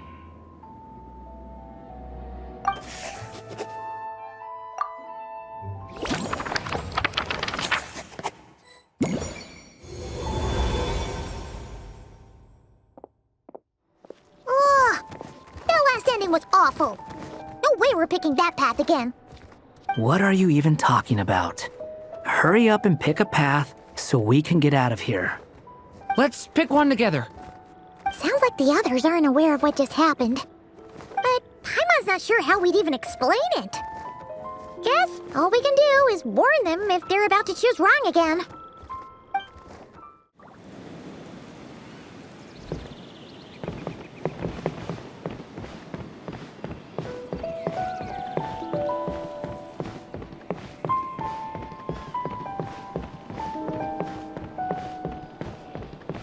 I still think you should keep going, little dragon. If you leave the castle, you can accomplish something amazing and make a bunch of friends along the way. Really? Then let's go! Unable to preserve his story, the little dragon wandered astray. Fortunately for him, a certain prophetess had left behind a prophecy to guide him. The wind took the prophecy and swept it off into the distance, and so the little dragon was shown a path to wander. Following the wind's guidance, the little dragon made his escape. In turn, the prophetess affirmed the little dragon's choice, leaving an extra secret as her parting gift. Now that you've made up your mind, I shall keep my promise by explaining Fate's little trick. Long, long ago, the gods of the high heavens gave the world outside the castle a magic of its own. They called it storytelling. It was a magic of almost unshakable power that governed how people met, grew close, and understood one another. Each person had a story meant for them and them alone, one whose ending was written in the heavens long ago. In truth, your story and the evil dragons are simply two versions of the same tale, and that is something the magic of storytelling cannot abide. Beyond the castle's walls, your story cannot take root, for the evil dragon's tale has done so already.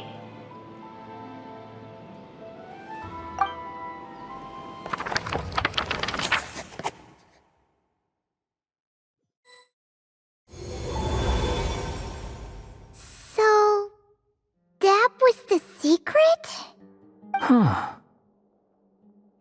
You still don't get it? Simulanka Durin and Tevat Durin share a special kind of connection. Their fates are mirror images of one another. While they were in two separate worlds, there may have been some mutual influence, but their fates were independent. But when Simulanka Durin came to Tevat, a version of his fate already existed there. So, how can two fates exist at the same time? The answer is, they can't.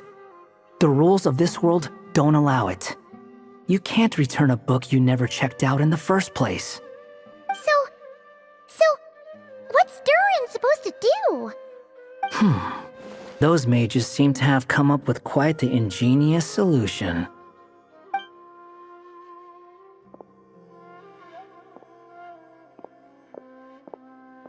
I'm here to make a return.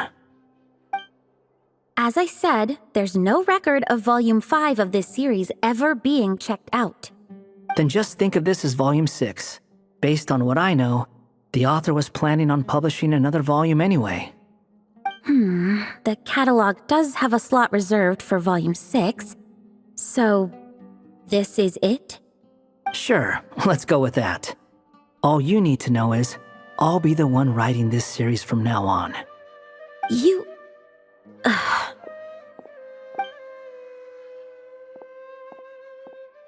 What are you up to this time? Remember the red tape I mentioned before? Well, I just took care of it. Now, I guess you'll be off to see your alchemist friend? It should be pretty obvious by now. He has the answers you're looking for. Well, we do have a whole bunch of things to confirm with Albedo, that's for sure. But didn't Jean say he'd be gone for quite a while? I'll join you. Just let me know when it's time to go. Hat guy? Don't sound so surprised. I'm part of this story too, aren't I? I'm just playing my role. Well, yeah. But it's not that. I just feel like you want to help, but something's holding you back. When I first realized you were being forgotten by the world, I thought it might be because you spent too much time with me. I even thought cutting our ties might be the only way to fix it. Why would you think that?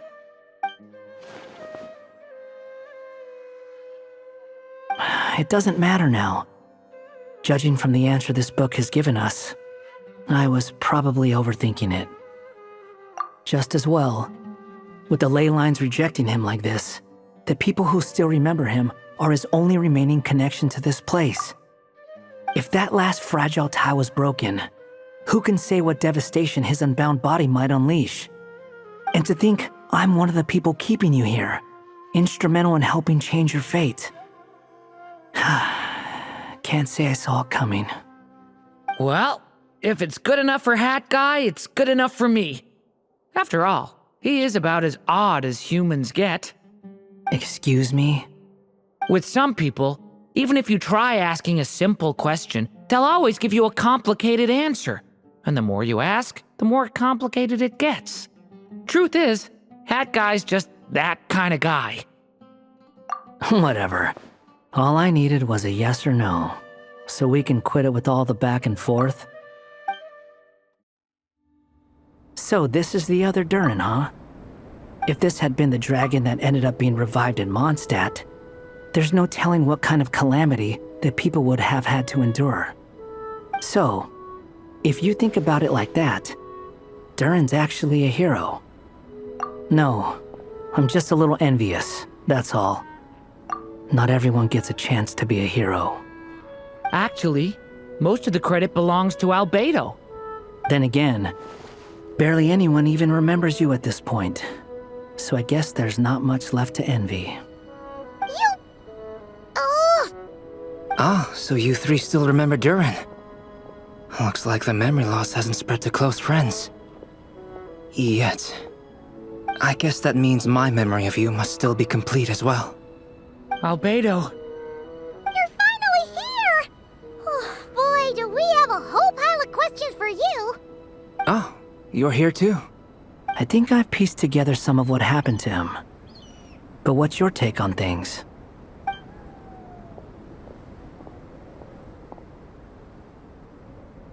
Master Jean filled me in on what happened, and I've got a few theories. But let's get on the same page first.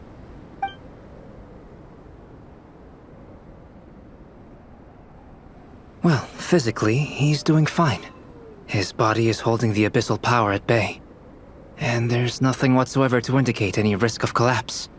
So, from an alchemy point of view, there's nothing wrong with him? The issue isn't so much that the abyssal power within him has gotten out of control.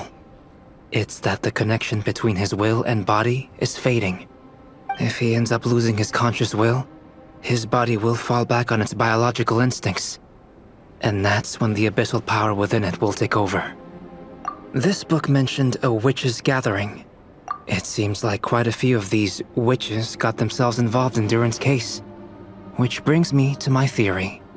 Bringing Fairy Tale Durin into this world to replace the Durin on Dragonspine means using one Durin's fate to overwrite the others.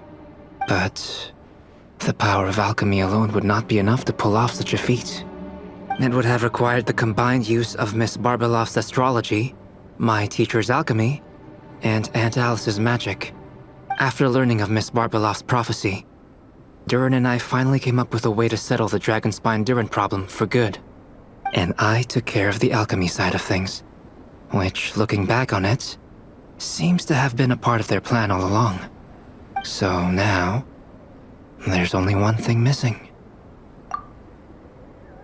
As for the fate theory our friend in the hat just mentioned, I still can't figure out how any kind of magic could possibly influence the fate of Tevat. But I'm certain that the answer lies within this book. So, the reason Alice had us complete this book was to make that magic possible? A form of magic powerful enough to rewrite fate itself. Well, we've no time to lose. I just need to take a look at the book. The next part of the story most likely relates to me. So the memory that unlocks it must be connected to me too. Huh? The giant tree was home to a broken branch, the shape of its splintered arm aligning perfectly with the branch that had burst forth from the castle walls. Join yourself to that broken bough, for there you may take root at last, and henceforth bask in the sun and rain of the world beyond the castle. But first, fetch the stickiest clay and let it bind the scar of the break. I see.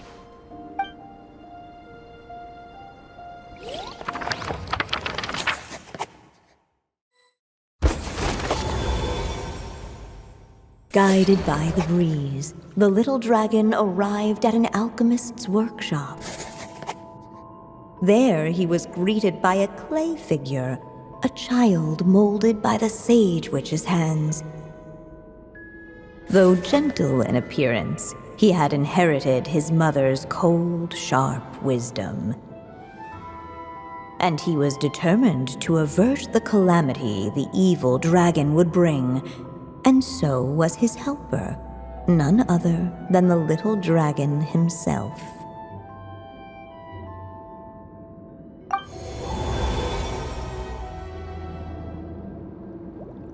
What is this place? It looks like it's modeled after an alchemist's workshop. Or rather, a cliched stereotype of one. Albedo? Hold on. Why do I look like this? Oh, yeah! We forgot to tell you. Basically, the characters in the story are reflections of how Durin sees them. At least you're still human-shaped? Well, since Cat Guy has taken on a different appearance too, that must mean the two of us are both characters in the story. But you, Paimon, and Durin haven't changed at all. You must be special figures in some way. I'd like to know more about that too. But seeing as none of them can explain it, let's just concentrate on moving the plot forward.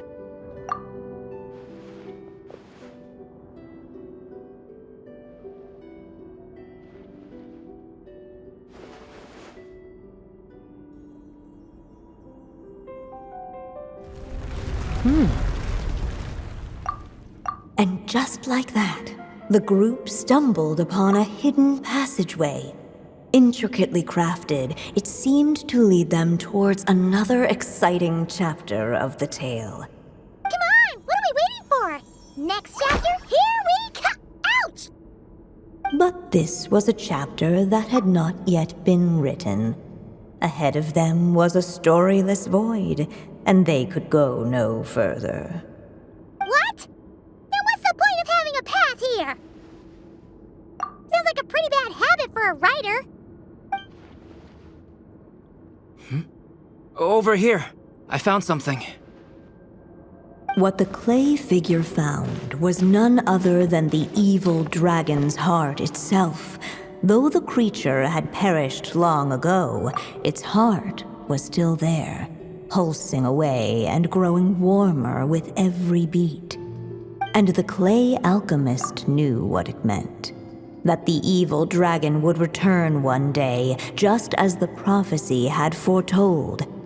Yet, guided by his mother's wisdom, he foresaw another fate. If only the alchemist could bestow this heart upon the little dragon, he might be reborn in the evil dragon's stead. Only then would the evil dragon's heart grow still, and the little one inherit its tale. Sounds like this chapter's about Albedo bringing me to life? If that really was the solution, though, this would have been over the minute I finished the transmutation. So why is Durin still being forgotten? There has to be some other reason. Yeah, I'd like to explore the area a bit more.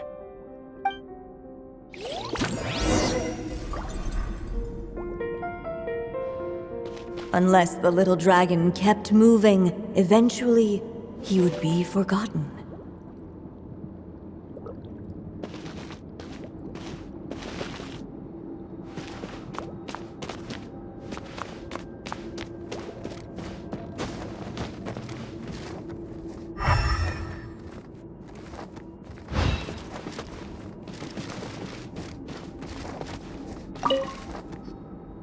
There you are. Oh, hello there. Hey, it's Mini Durin again! What are you doing holed up in here? I was worried I'd scare everyone off, so I've been hiding out here all this time.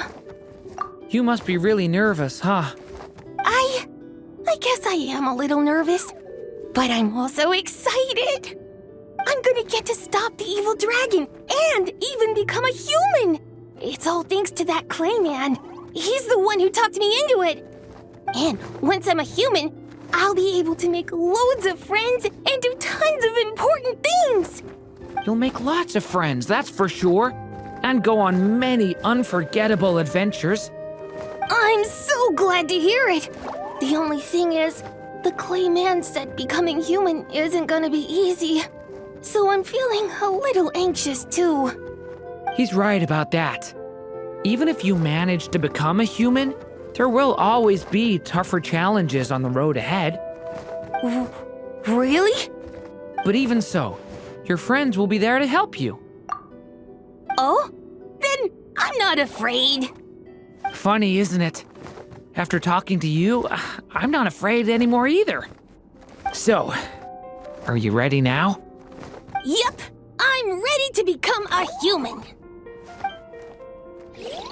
What the clay figure found was none other than the evil dragon's heart itself.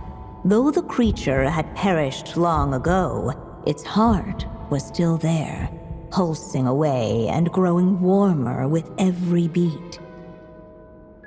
And the clay alchemist knew what it meant. That the evil dragon would return one day, just as the prophecy had foretold. Yet, guided by his mother's wisdom, he foresaw another fate. If only the alchemist could bestow this heart upon the little dragon, he might be reborn in the evil dragon's stead. Only then would the evil dragon's heart grow still, and the little one inherit its tale. At last, the little dragon accepted the evil dragon's heart, and a new life came into being. The evil dragon's heart beat in his chest, and the little dragon's soul guided him forward. Thus did the prophecy hold true, even as fate had been rewritten. And so was the little dragon born anew.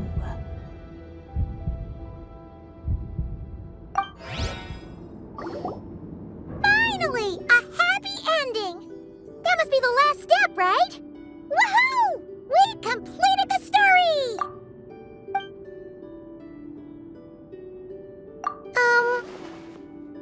Born anew, the little dragon set off once more, his story far from over. Huh? So, that wasn't the end? What comes next might be the most crucial part of all. The real last step. If fate really is as devious as they say, then I say, show us what you've got. Wow! You're all so serious all of a sudden.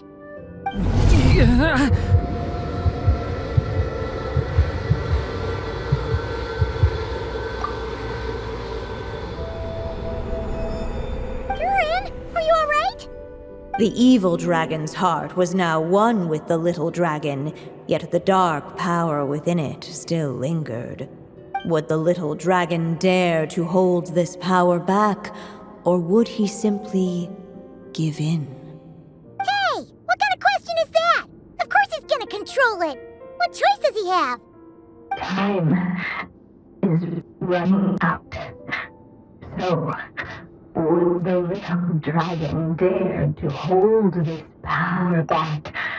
Or would he simply give in? What's up with the narrator? Returning to the castle. I just never thought crossing over into a new world would create so much trouble. All I wanted was to make some friends. I'm starting to think I kinda miss being in Simulanka. You might look back on it with fondness, but if I were you, I wouldn't miss it. Why? Sometimes, moving on with your life comes at a cost. But that's better than going nowhere at all. You don't have to worry, Durin.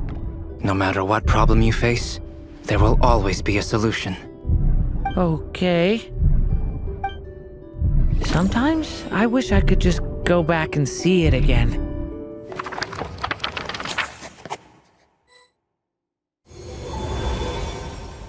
As the little dragon slipped back inside the castle's walls, the clamor of the outside world fell away.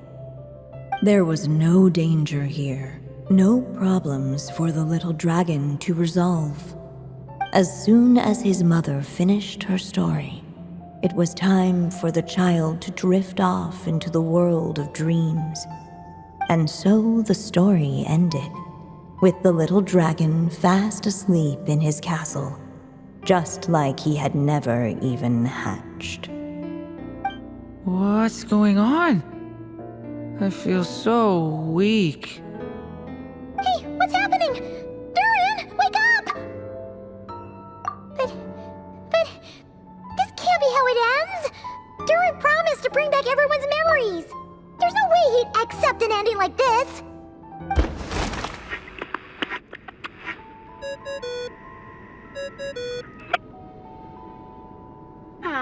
Looks like you've discovered another possible ending. Do not lose hope. You just need to keep searching, for there are possibilities that only you can bring to life.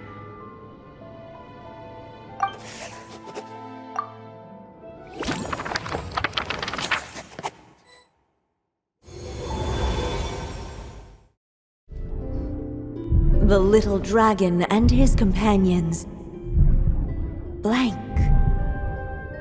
again. Huh? What's going on? Are we running out of ink? Once the ink runs out, is that the end of the story? I had a feeling this would happen. What's happening to the others? Now that the story's ink was spent, all that lay ahead were blank pages.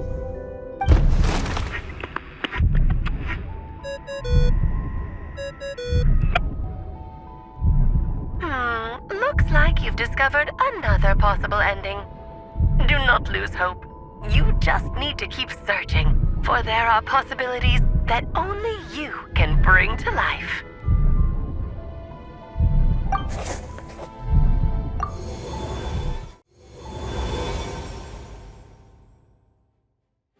The little dragon was at an impasse, and the dark power within him surged like a tide.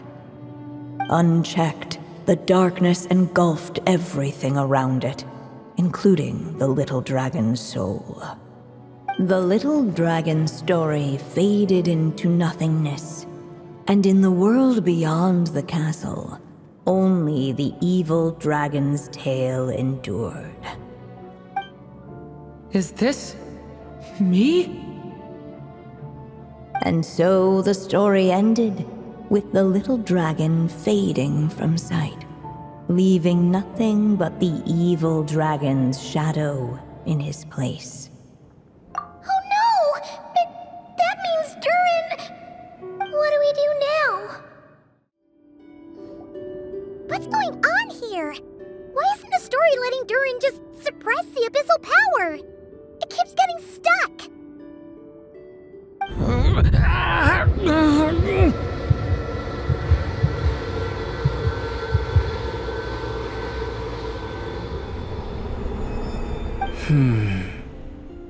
It seems the act of suppressing the power counts as an event in the story. In other words, we would need ink to write it in. So, what now? Did we use too much earlier? How are we supposed to write a happy ending with only this much left? But... Well, this is Durin's story. As long as he's alive and well, why should it end? If there really is such a direct correlation between the story and his fate, I may have a potential hypothesis. Durin was, and still is in essence, a storybook character, written into being by M. From the moment he was born, he has always dwelt within her story, and I suspect that has remained the case, even after his arrival in Tevat. Reviving Durin in the evil dragon's place was an act of grafting this Durin story onto the latter's fate. In essence, that is how his fate was rewritten. But there is a fundamental difference between a being's story and its fate. As Miss Barbeloth reminded us, the fate of every living being in Tevat has been woven into the fabric of time. Its most natural path, therefore, is to proceed along its given track. But Durin's story, on the other hand, as Durin's connection to this world wore thin, not only have people started to forget him, he started to lose control of the abyssal power within. In other words, his story can't continue, because the author's ink is drying up. That's what it seems like to me. It would seem the little dragon had made a group of fine friends indeed. Save it. The question is, are you here to help him, or stand in his way? This is as far as the story can go. What path will you choose? I suppose the final decision is up to me. It's hard to believe I never actually left my mother's story. If that's true, I'd like to go there and see for myself.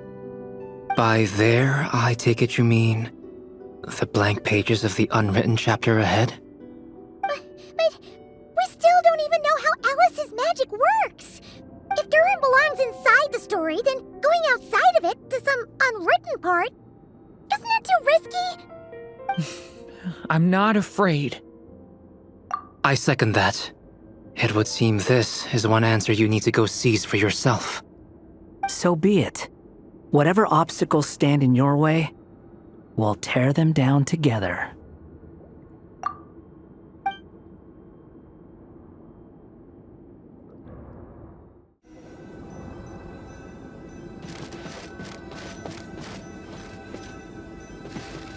Anything that's invisible. It was as if the little dragon was staring at the uncrossable edge of existence itself. And all of a sudden, it began to fracture as if struck by some transcendent wave.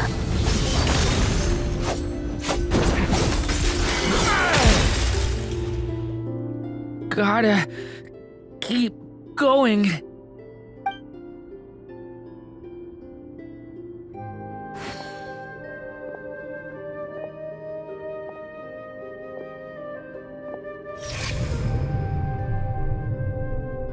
Ahead lies only a storyless void. My consciousness is slipping away. Keep going, Durin. A pure soul is your essence, not an empty void. I feel so weak. Stand tall, Durin. You are not some amorphous idea. The body I made for you is flesh and bone. Am I truly alive? Yes, Durin, but you must keep going. You're as alive and real as I am. I can't feel a connection. You're not alone in this world, Durin. At the very least, you have me. I can't remember anything. Who am I? Your name is Durin, and there are many who still remember it.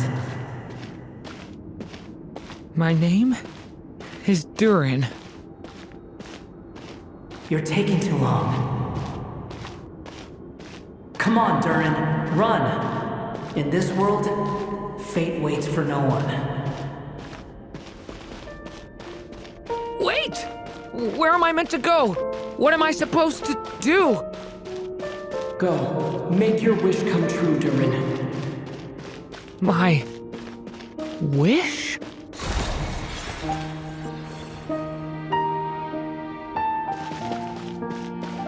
Your story's not over yet!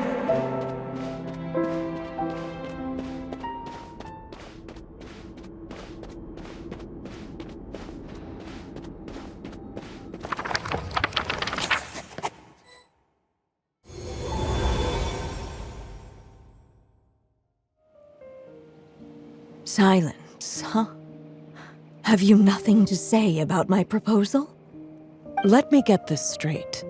You want to graft your story onto this unfinished thread of fate, and in doing so, not only rewrite that fate, but allow the story to live on. Quite the brilliant idea. Still, the story's survival depends entirely on whether the author keeps writing. Exactly.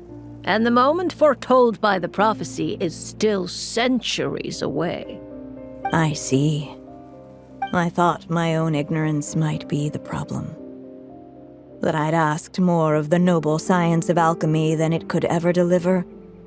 Or that I had failed to discern the heavenly signs and grasp the secret truth underlying the prophecy. Little did I imagine that time itself would prove to be the greatest hurdle of all. Well, my friend, this has been a most intriguing experiment. And from an academic perspective, at least, I don't think it was a bad proposal. Someday, the prophecy will come to pass. So remember, my friend, much like the stars themselves, there will always be something that transcends the test of time. Thank you, everyone. You've helped me so much already. But, Alice, I still have one final favor to ask of you. Will you lend me your magic one last time, just enough for me to keep his story alive until the prophecy is fulfilled? You mean you want me to extend your lifespan? No, not in that sense. As Rheindotter once told me, the laws governing life and death are among the most unyielding in this world. I'm well aware of that. Whether it lasts a day or an age, the span of one's life is determined by fate alone.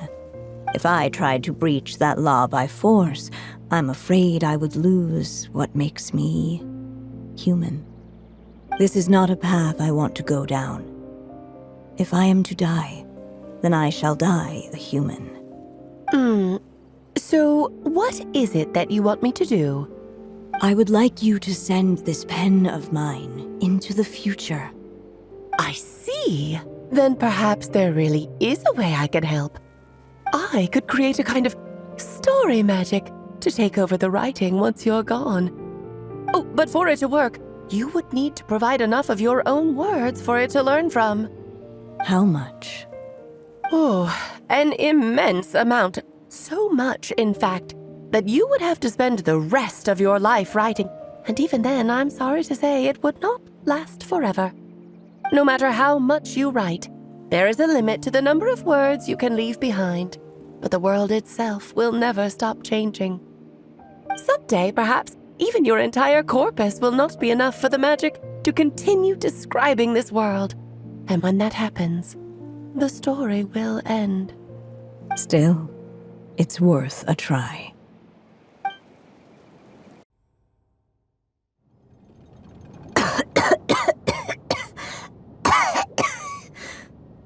Oh, my dear Anya. Even after all this time, you're still... Look at you. You should be enjoying your old age in peace and quiet, especially now that things are finally returning to normal after that terrible calamity. Once he leaves Simulanka, things will only get more complicated. If his story is to continue, there needs to be more material for the magic to draw upon. I'll just have to skip over some of the less important details.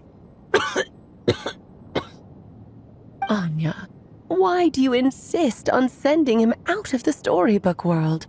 Why must he face his fate into that? Why not just let him remain within the story? With my magic, even fate's curse could be undone and he could live happily ever after. I suppose. In fairy tales, all it takes is a heartfelt wish. And even a wooden puppet can turn himself into a real boy. and live happily ever after. That's just how fairy tales end, isn't it? But have you ever wondered what happens to the main character after the ever after?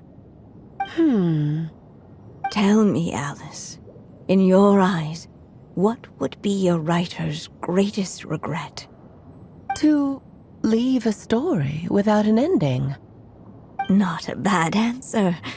It's true, many writers come to consider that their greatest regret. But I see things differently.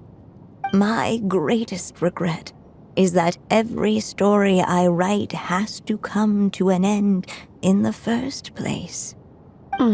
Anya.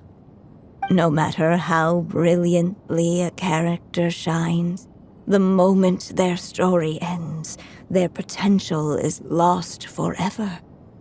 For them, the story itself becomes an inescapable fate. But what if, instead, I could place my pen in their hand and let them continue the story themselves? You mean? You said it yourself. I can only leave so many words behind.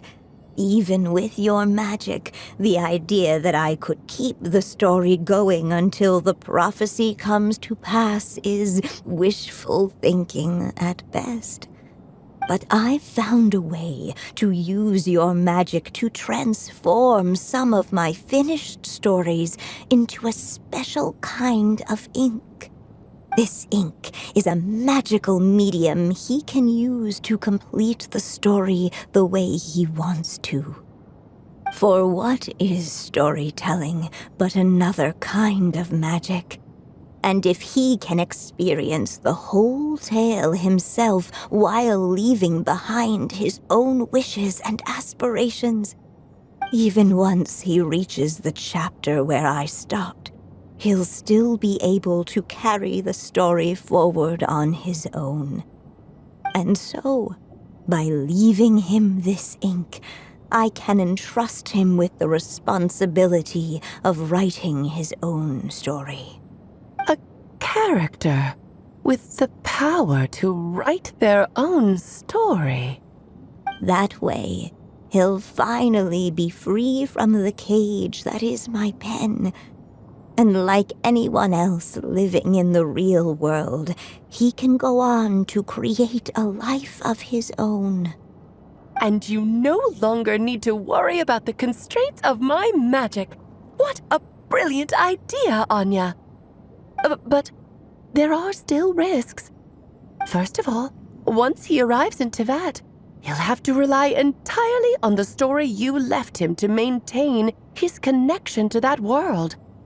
As you gradually hand over creative control, that connection will grow weaker, and at some point, he might lose it altogether. But at the same time, he'll also have the chance to forge that connection for himself.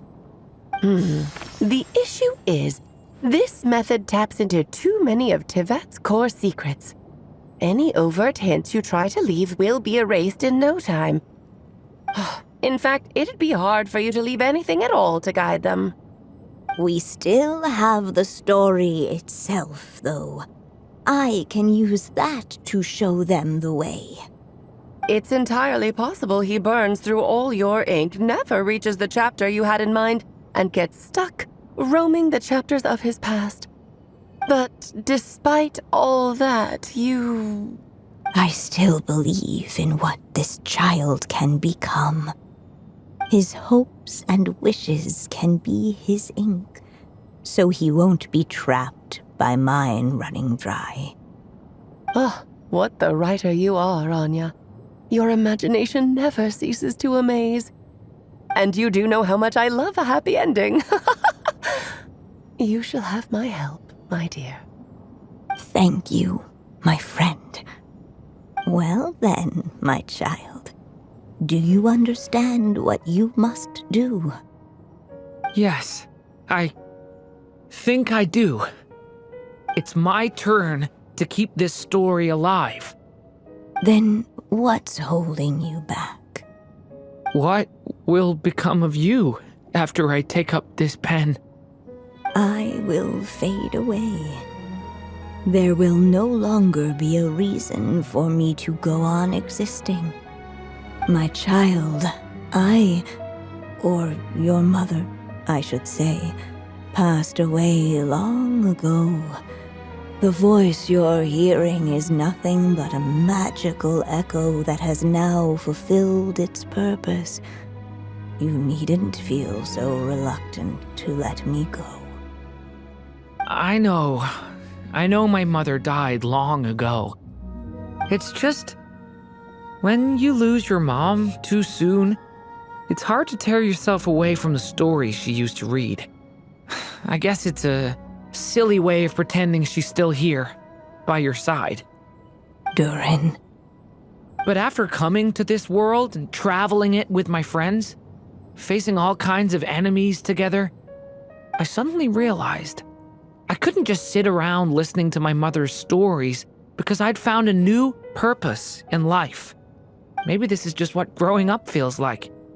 With all my new friends waiting, it's time I finally set aside my mother's storybook. I'm ready to grow up now, Mom. Then take this. A gift I should have given you a long time ago. You've witnessed this story from the very beginning, made your wishes, offered your blessings, and even wrote your choices into its pages. From here on out, this pen is yours. Now I ask of you, the other pillar of this story, as both its reader and its witness. Will you turn the page so the next chapter can begin?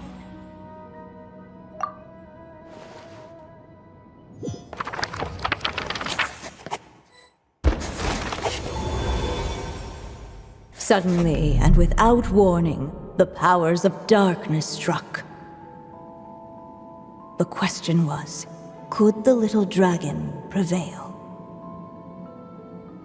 Alas, it was here that the story witch's tale had to end. But Durin's tale, on the other hand, had only just begun. Stepping into his mother's memories, he picked up her pen. And so the story that was ending began anew. He had made up his mind to challenge the fate that barred the way ahead.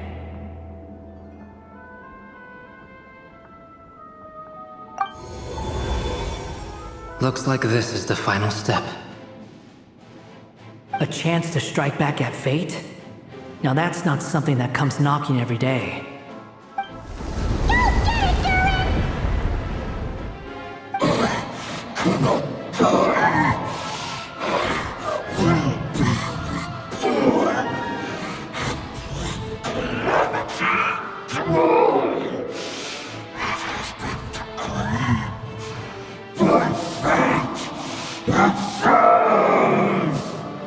No, that fate no longer defines me. In the end, only my story shall endure.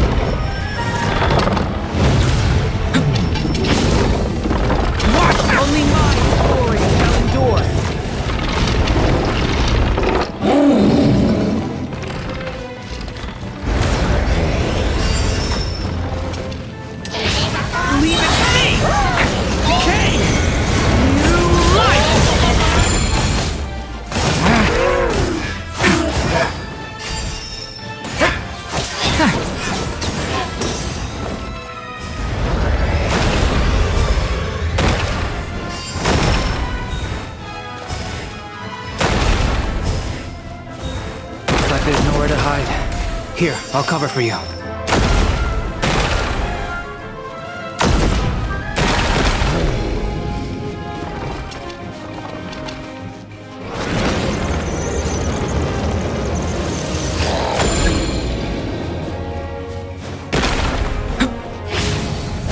This time, the light prevails.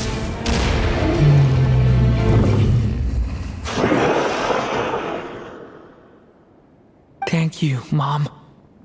And so it was that Durin defeated the darkness and rewrote his fate. But his story is far from over.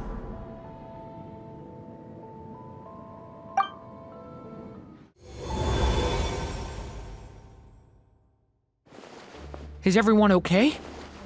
We're fine, thanks. And hey, we all saw how you fought back there. That was awesome!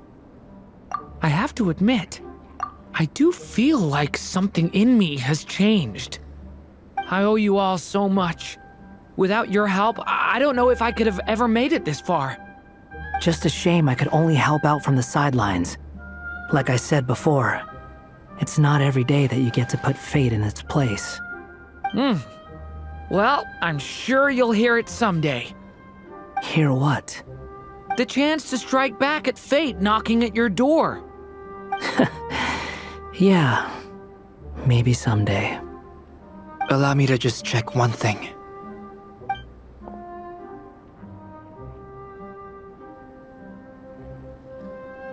Yes. The abyssal power within you has stabilized again. And those strange symptoms you were experiencing seem to have completely disappeared. Oh, thank goodness! I wonder what it means, though. Aside from the principles of alchemy, what other law of this world governs his being? Look, it all turned out fine, so just leave it at that. Now that this one's out of danger, it's time for me to get out of here. You're leaving so soon? What, don't humans usually throw a party after something like this? A party? Do I look like that kind of guy? Anyway, come find me again next time you're in trouble. That's what friends are for, right? In a way, though, he is right. This is Durin's moment to celebrate, not the time for academic discussions. Hey, I don't blame you for asking. And honestly, I'd be perfectly happy to talk about it. It's just, I wouldn't even know where to start. It's all right. I'm sure we'll get a chance at some point. After all, your story's only just begun. All right then. Traveler and Paimon, we'll part ways here.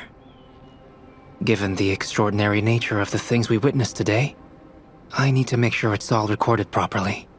Okay, see ya! So, it's party time next? Huh?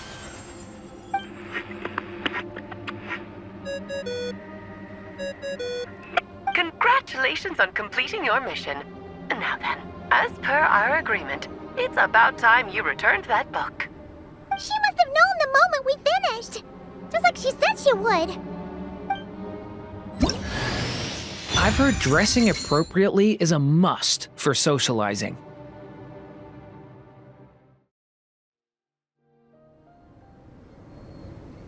Oh, my writer and witness. It's been quite the journey, hasn't it? You had special plans for the Traveler from the start, didn't you? But of course, that goes without saying. For a story to live on, it needs both a writer and a reader. Only then can my magic take effect. I chose the Traveler as the witness because of the special nature of who he is. It's not easy finding someone with that kind of background, you know. For a moment, I even considered taking the role myself. At least it made for an interesting story, right? Huh? What are you doing here, tone-deaf bard? With the Hexenzirkel carrying out such a risky experiment in Mondstadt, it didn't cross your minds that the Animal Archon might be slightly curious? Sorry for the trouble, Lord Barbados. Think nothing of it. I dare say the Animo Archon quite enjoyed coming along for the ride. And now then, as agreed, let us see the fruits of your labor. Here, please take a look. Well, well, well. Somehow, despite all my careful planning, it still turned out to be full of surprises. It never even crossed my mind that Rhindotter's child would be capable of handling that kind of alchemy in her stead. When he asked for help with the materials, oh my, I nearly couldn't believe it. If only the others were here too, we could all celebrate together. I'm right here, you know. The only one who hasn't responded is the one busy stuffing her face over there. Is that you, Barbie? A little late to the party, don't you think? Come here, child. Let me take a closer look at you.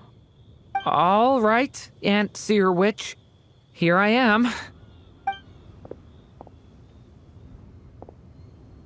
Just as I thought. This child's fate does not appear among the stars. Anya has accomplished what almost no one before her could. What does that mean?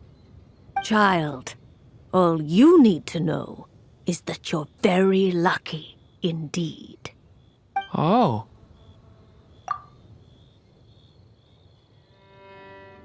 Just like how she was in the story, huh? Tell me, little Durin, what will you do next? I, for one, cannot wait to see how your story unfolds. Well, there's so much I want to do. I'm not even sure where to begin. How about settling your most recent regret?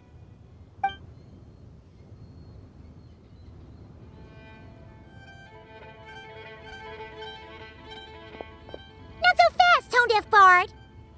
What exactly did you just tell Durin to do? To make a long overdue wish come true. Thank you once again, Alice. How much time do you have left? I believe these should be my final moments. Just enough time to say goodbye to my dearest friend. This feels like having to say our final goodbyes all over again. I don't like it. Not one bit. I don't know how to respond to that. Strange. You were always such a cheerful figure in my stories. I even dubbed you the Merry Witch, you know. Oh, please. You know full well it was your stories that first taught me what true pain and sadness felt like. Oh. Aside from saying goodbye to me, shouldn't you also leave a few words for the child? Since the book will be his to continue, why don't you write him a little parting note? There's no need. His mother already did that long, long ago.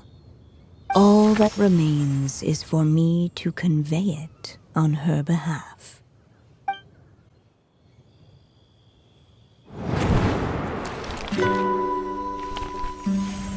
My child, these may be the last words I get to leave you. I've always thought of the characters in my stories as my children, loving each one of them, just like a mother would. But you are the most extraordinary of them all. You alone can defy the fate of this world and write the perfect ending to my story. You alone shall leave these pages for a future I will not see. Still I say to you, fly, my sweet child. Just like a forest breeze yearns for the open sky, head into the unknown and seek an adventure to call your own. If you meet a dragon bright as 1,000 jewels, dance through the air together. You are not alone, for this world has accepted your place in it. Do not lose heart. You still have many wishes left to fulfill.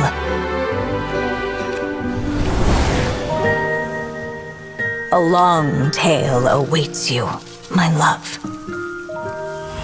Let songs and flowers be the ink that fills its pages. Take my pen and use it to continue your story.